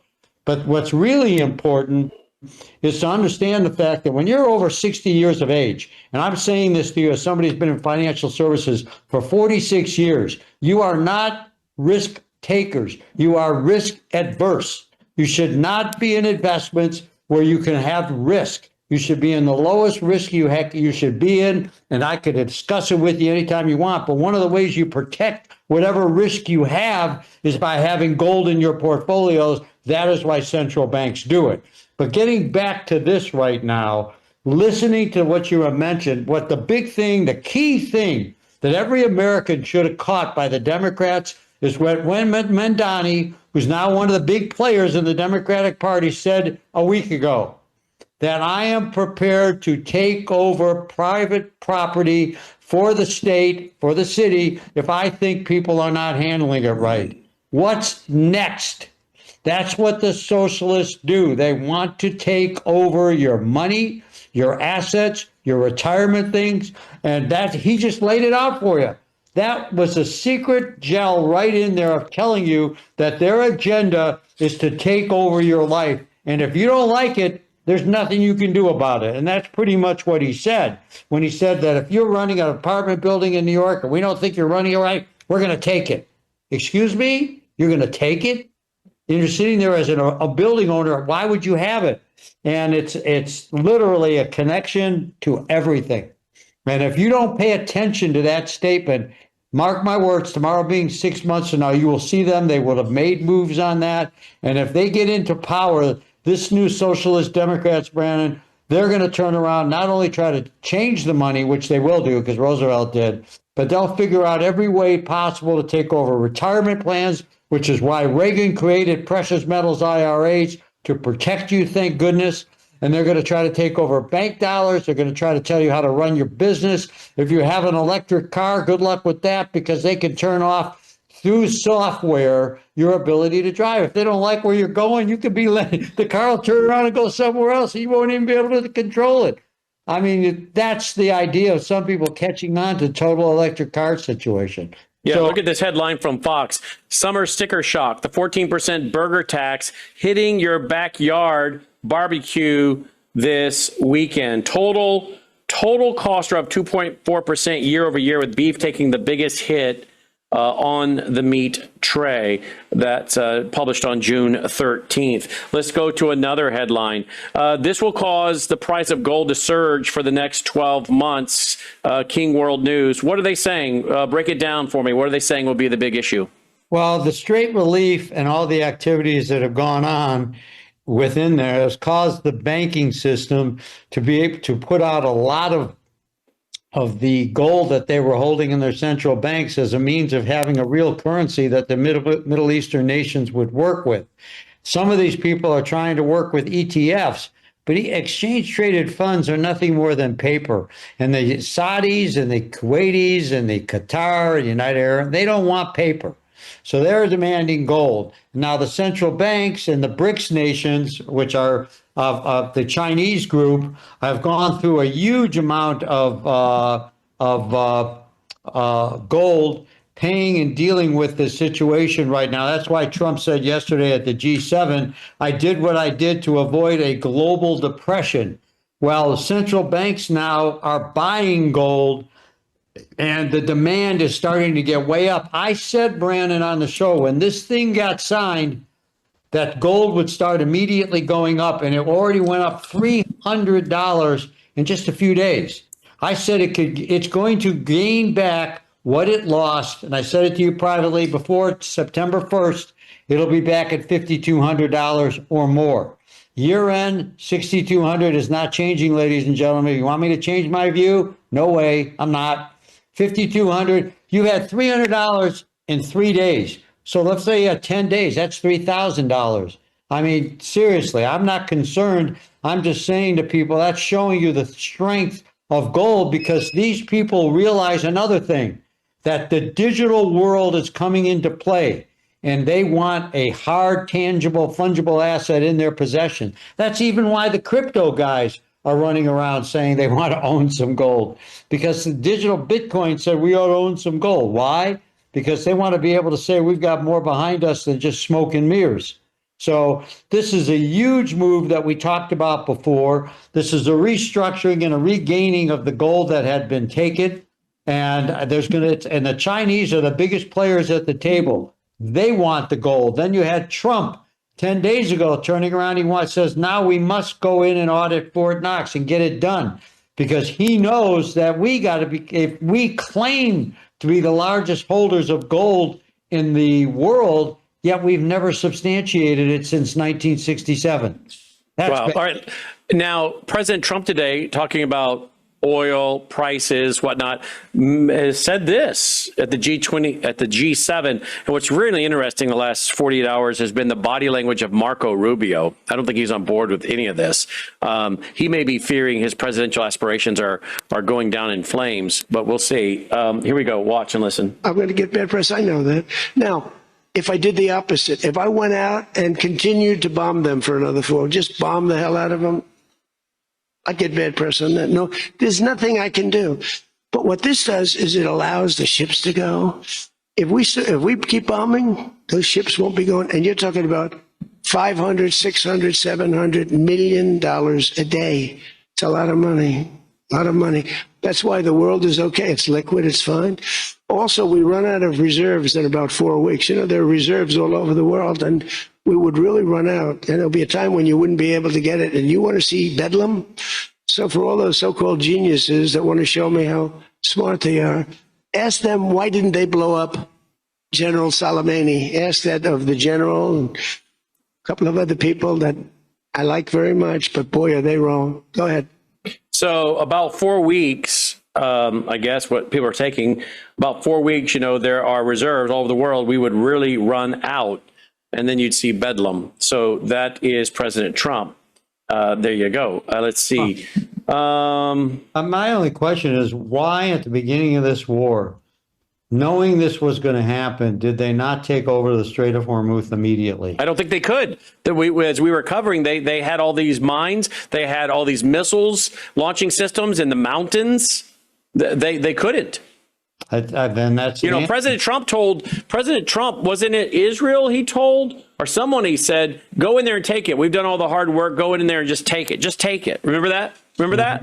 Yeah. And we quoted that speech over and over, and we're like, well, if it's that easy, why don't we do it? Because it wasn't that easy, according to all the experts that know about Iran having prepared for that and weaponizing the strait and preparing for this for years and years. So there you go. All right. Giving Iran permanent control of the Strait of Hormuz will be a disaster for the global economy, says this headline here. My button's not working. I don't know why, Logan, but there you go. All right. Giving Iran permanent control of the Strait of Hormuz will be a disaster for the global economy. Well, I don't know. We'll see where this goes. Let's do another headline. The purchasing power of the dollar has collapsed, and the majority of the population no longer believes in the American dream. Let's go to another headline. Can a gold IRA counter sticky inflation for retirement? Here's how to add gold IRA or ETF to your portfolio. I'm not a big ETF guy. I don't get financial advice. I get financial opinion. That's the disclaimer I have to give. But I'm not an ETF guy, because that's paper, and when the music stops, there's not going to be enough chairs. Well, it was amazing, Brandon, and for all the people out there, let me explain this to you once and for all. An ETF is an exchange-traded fund.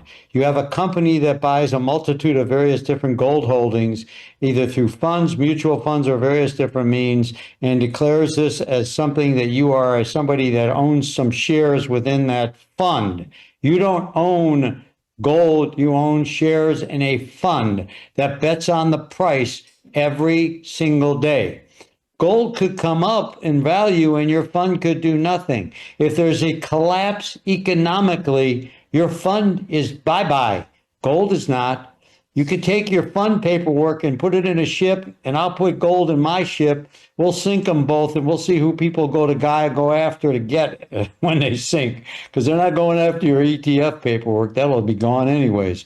The reality is if you're going to own gold and you want to have it as an adverse position against the market, then you own physical gold. If you want to have an IRA that's adverse to the slings and arrows of what's going on in this country, and the biggest problem with IRAs is not inflation. The biggest problem with IRAs, it's low-hanging fruit for every single Democrat, every single politician that wants to get a hold of money that Americans own privately. And if they literally have gateways to your bank account, but they have gateways to your IRA, and they can do that by nationalizing it. And you got the little people that'll say, hey, we're going to protect you. Don't worry about it. You don't have to worry about your IRA anymore. We're going to take it over. Guess what? When you have your Social Security account, who's the beneficiary? It goes back to the government. It's all about socializing socialism within your retirement plan. And that's what Reagan was concerned about in 86. When I sat in the United States Mint in 1986 and I heard him make his speech, I'll never forget it. I want Americans to own something that the government does not have direct access to. Reagan was the guy that said, if somebody from the government calls you, don't answer it. He was the guy who realized the fact of overgovernment, and he was the guy, and I'm a Reagan Republican, who would have never set up something like Trump has with his currency situation. And the only way to stop Iran, in my book, is to do what Reagan did in these countries and subversively take over the country by arming the insurrectionists and let them take their country back. Otherwise, these IRCC and these other people are going to control the show all over again. Another headline. Let's see what we got here. All right. Elon Musk made more money in one day than Warren Buffett's entire career. Now, you're already laughing. Why are you laughing? And by the way, how does a company that lost $5 billion last year? They lost $5 billion, right? That's what I'm reading. That's what reports say. Maybe Logie can throw something on the screen or I'll find it. But if they lost $5 billion last year, how are they trading, and it got a value of a couple $1 trillion? I mean, are we again at this crazy stage where the rules are just being made up for the elite, and we got to keep the money flowing, we got to keep things happening on the market? Is this a game? Would you have ever expected this 30 years ago in your career? If someone had told you what would be happening 30 years from now, would you have expected it? And would you have said that sounds like a rigged game? Is that what this is? I'm not making accusations, I'm asking questions. I believe it is a game that's rigged. We talked about the fact before about digitally controlling the stock market. The stock market used to be open outcry. If you look at the exam that I took in the 70s to become a stockbroker, the way they talked about the market was open outcry. Two people being able to share what their thoughts were, buying and selling. That's all gone. It's all done by computer now. And as far as when you look at this excitement based on no bricks and mortar, no real numbers, just based on excitement, it's like Cabbage Patch dolls. American people, and I said it before, are indoctrinated to pay higher prices.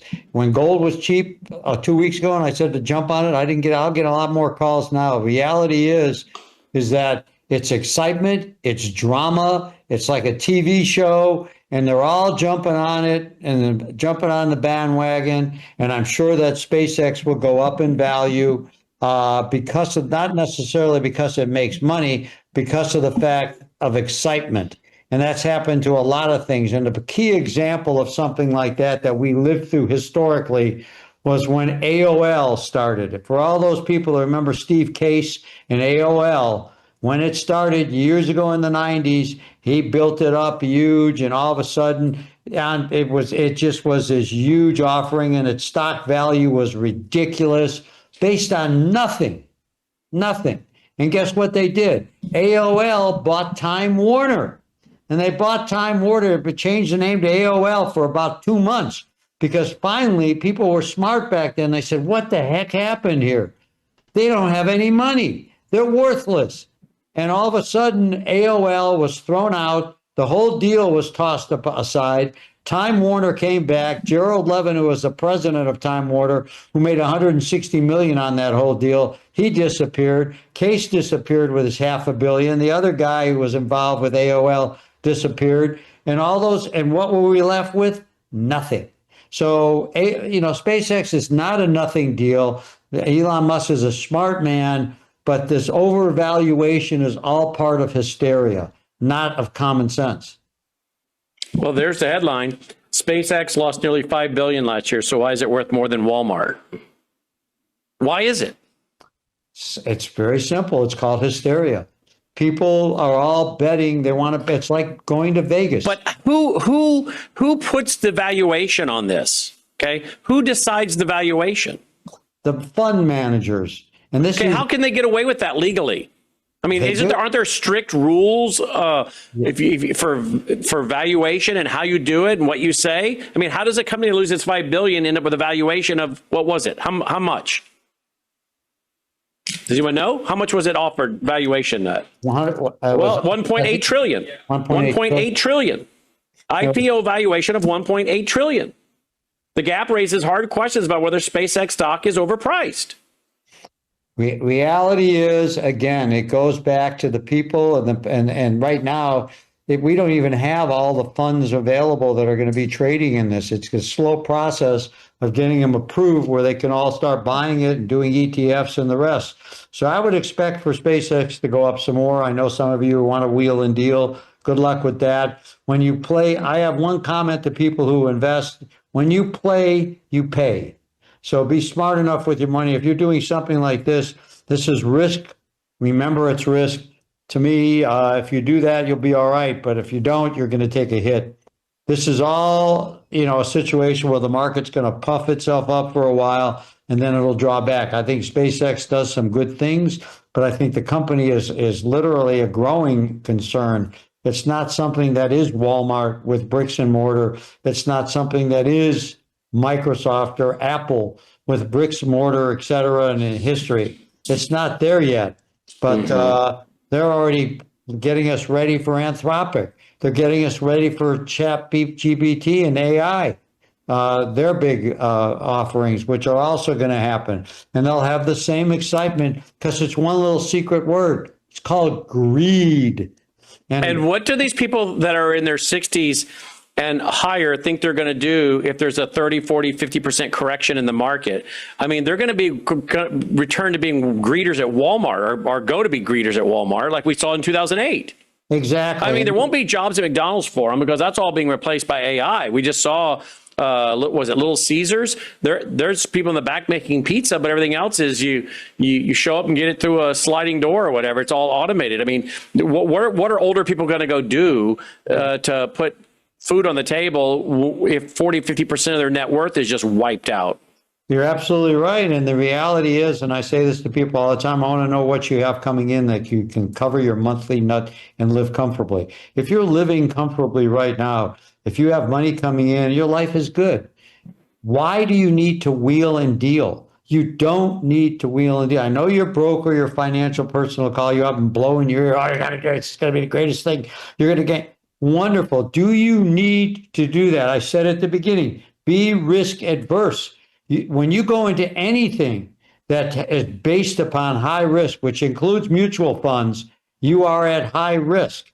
You can legitimately turn around if you want to be in low risk other than having gold as a blend in your portfolio. You should try to make sure that the person who helps you on the other end is a fiduciary and not somebody who's commission based. You should also sit back and look at fixed income bonds that they pay well. You can look at U.S. Treasuries. They're boring. But the last thing that you would go broke is a U.S. Treasury. I mean, you could sit back. Yes, you'll make a little bit less money, but you won't have the risk. And you've got to sit back. If you really need to make that extra money, if you're willing to put in money that is going into something like that, make sure it's money that you can afford to lose. Do not put in money that you're at risk of literally affecting your lifestyle. When you're over 60 and 65 years of age, it's not about making money. It's about protecting what you spent your whole life to build. And that's why gold was created. And that's why the founders put us under the gold standard, because they wanted to make sure this country, as it grew in age, was secure. And God we trust was on our money backed by gold, not paper. Yeah. And people, think of all the things we're going through right now. We would be out of oil in about 4 weeks. Some of the energy nations would be, according to what we heard President Trump say today. We have a market that I think it's overvalued. You could have a 30, 40% correction. And we could add in many other things. Of course, we know, I think what's the dollar got now? The purchasing power of 2% compared to what it had in 1913 when the Federal Reserve was started. And now we are hearing about ultimately the death of the dollar. Ed Dowd on here a few weeks ago saying, yeah, it's 2 or 3 years, it'll probably go away. We're headed toward, he thinks, $10,000 an ounce gold. And then you add in terrorist attacks. We all remember what happened to the economy after 9/11. They were trying to get everyone to go out and spend money. Remember that? I mean, within 24 to 48 hours, the big mantra was, go spend money, go spend money. Do your patriotic duty, go spend money. Everything was about spending money because this whole system is based on like a shark. It's got to keep swimming to get the oxygen out of the water through its gills. You got to keep swimming or you're going to drown. We got to keep spending or the economy goes kaput. And we're one big terrorist attack away from being in that spot. So think about all the things that are making everyone vulnerable tonight. And what have you done to hedge against those things? You can't prepare for everything, but you can certainly prepare for a lot if you're being wise, right? And are you prepared for all the things that could come at us? And I think hard assets is the way to do it, whether you're talking houses, land, gold, silver, whatever it might be. Look at this. FBI has just arrested an illegal alien flying a drone in restricted airspace near FIFA World Cup Fest in Atlanta. FBI Director Kash Patel, our teams all over the country continue working 24/7 with interagency partners protecting the games. This FBI will pursue and bring to justice any criminal actor who targets these events. Okay, apparently a dozen drones, two dozen drones. Now, this is exactly what we've been talking about for months. How are you going to protect these stadiums? Or for that matter, how are you going to protect a high school football stadium in the South that's packed during Friday night football? I mean, there's so much vulnerability. I mean, God forbid, can you imagine the terrorist hitting multiple outdoor football stadiums, high school football stadiums in the South in one night? Not that they don't have football in the North, but it's packed in the South. It's a big deal in the South. Can you imagine that? I mean, that's a lot of soft targets. But going back to this FIFA thing, is this, July 4th is coming up, our 250th anniversary. And now we get somebody that's caught near a restricted airspace in Atlanta, near one of the soccer games. Was this a test? Was this a test of the system, how they would respond, how quick they get caught? I don't know. But this is going on all over the country, these games. And imagine what a massive terrorist attack would do to the economy like 9/11 did. All I'm trying to say is we are more vulnerable now than we were in 2001. We have more existential threats to the economy, to our national security, to our critical infrastructure than we've ever had as a nation. And again, I'm not trying to panic people, but I am trying to say, don't wake up, find out these things have happened and gone, oh, I should have done something. I should have been thinking long term about preparation and safety of what I've spent my whole life working for. I know Brandon doesn't get financial advice. He gets financial opinion, but I should have taken his opinion and run with it, because now I'm 60, 65, 70. I don't have time to wait for this market to come back, right? Right. And not only that, what are we looking at right now? If you ever sat back, and those of us who are over 60, and like myself, if you're over 1,000, understand the fact, if your my dad was alive right now, and I told him about socialism, that guys are running for office as socialists, that people are swearing into office on a Quran, that somebody wants to come to my school and tell me, a teacher, that I can be a little girl if I'm a little boy without telling him, I know what he would have done. It would have been brutal. If I would have told him that we'd have open borders and people would be coming in and flowing into this country just like bubble gum coming in, just remember what Eisenhower did in the 50s. He shipped them all back. He didn't ship 10%. He didn't have people calling around and saying ICE should be gone. He sent them back. They came back, and he shipped them 3,000 miles away, so they couldn't come back. If they told you about taxing, if they told you all the stuff that's going on with the woke mentality, and the fact that entertainers are afraid to sing at a 250-year event in Washington, I think they're cowards. Cowards. If you're listening, if you don't like it, entertainers, I would. I can't sing, though.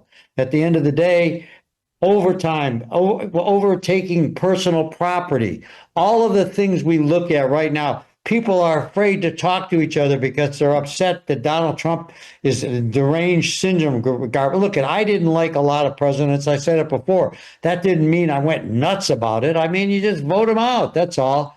And you should be able to talk to each other. But the Democrats are not Democrats. They are socialists.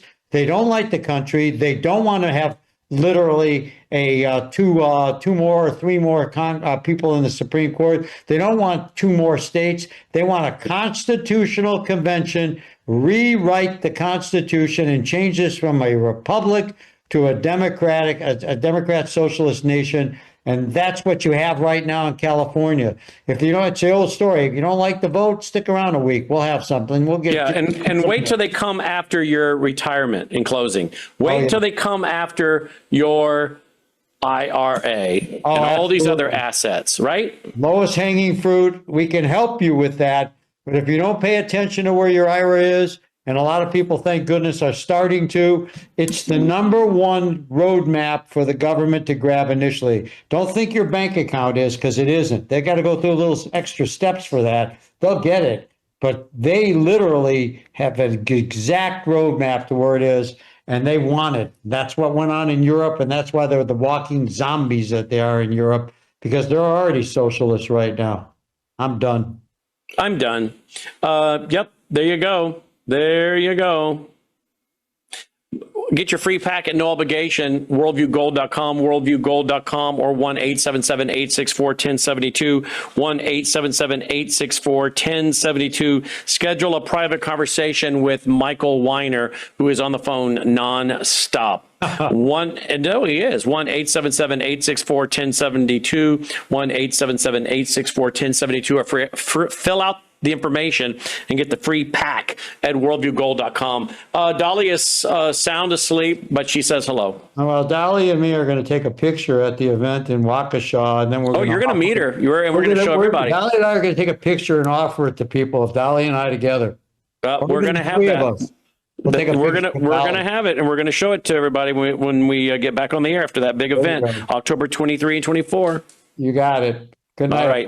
Thank you. Good night, America. All right, guys, that's our broadcast for tonight. As always, thank you so much for your support. We do need it. We are a listener-supported broadcast. So please consider going now to worldviewfoundation.com, worldviewfoundation.com. Let me I urge you, if you have not thought about it, please consider us in your estate planning. Our foundation being, again, if you go to the page, I'll show it to you right here, worldviewfoundation.com. If you scroll down the page, you will see all the information on us and how we operate as a church and how so under IRS rules. So again, if you'd like to give to us, you can do that in your estate planning. And there are about a dozen families now, thankfully, that have done that. Would you consider doing that?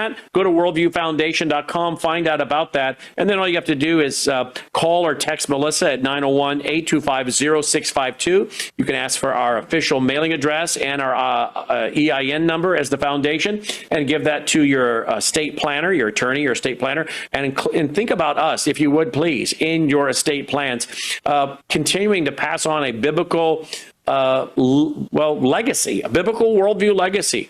And of course, we're also going to be offering scholarships to some people as well through our training programs who can't afford it. We want to be able to offer scholarships, and our foundation can come in and help with that. So leave a biblical worldview legacy by leaving some resources to our foundation, if you would. Full details at worldviewfoundation.com. Roll the music. Let's call it a night. And as always, thank you for tuning in, supporting the broadcast, praying for us, and again, telling your friends about Worldview 2, because as so many of you tell us, this is the only network I trust. I've been following you guys say for years. You say we've been following you for years. We love your guest. We trust you guys, and you're documented, and we just don't know what we do without you. Well, thank you for that. We appreciate hearing that, but we do have to have your support, and that includes your prayers. So thank you, and thank you again for being with us tonight. Till next time, I'm Brandon House. May God save America. Take care.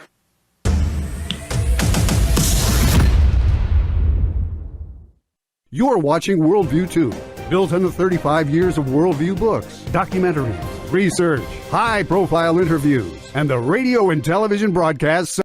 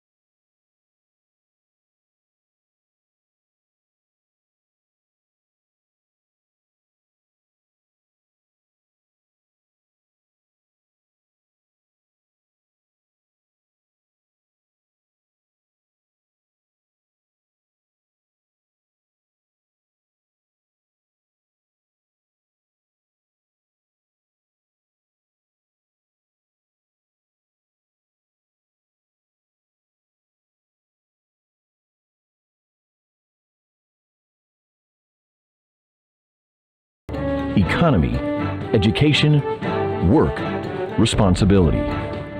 When we think about bees,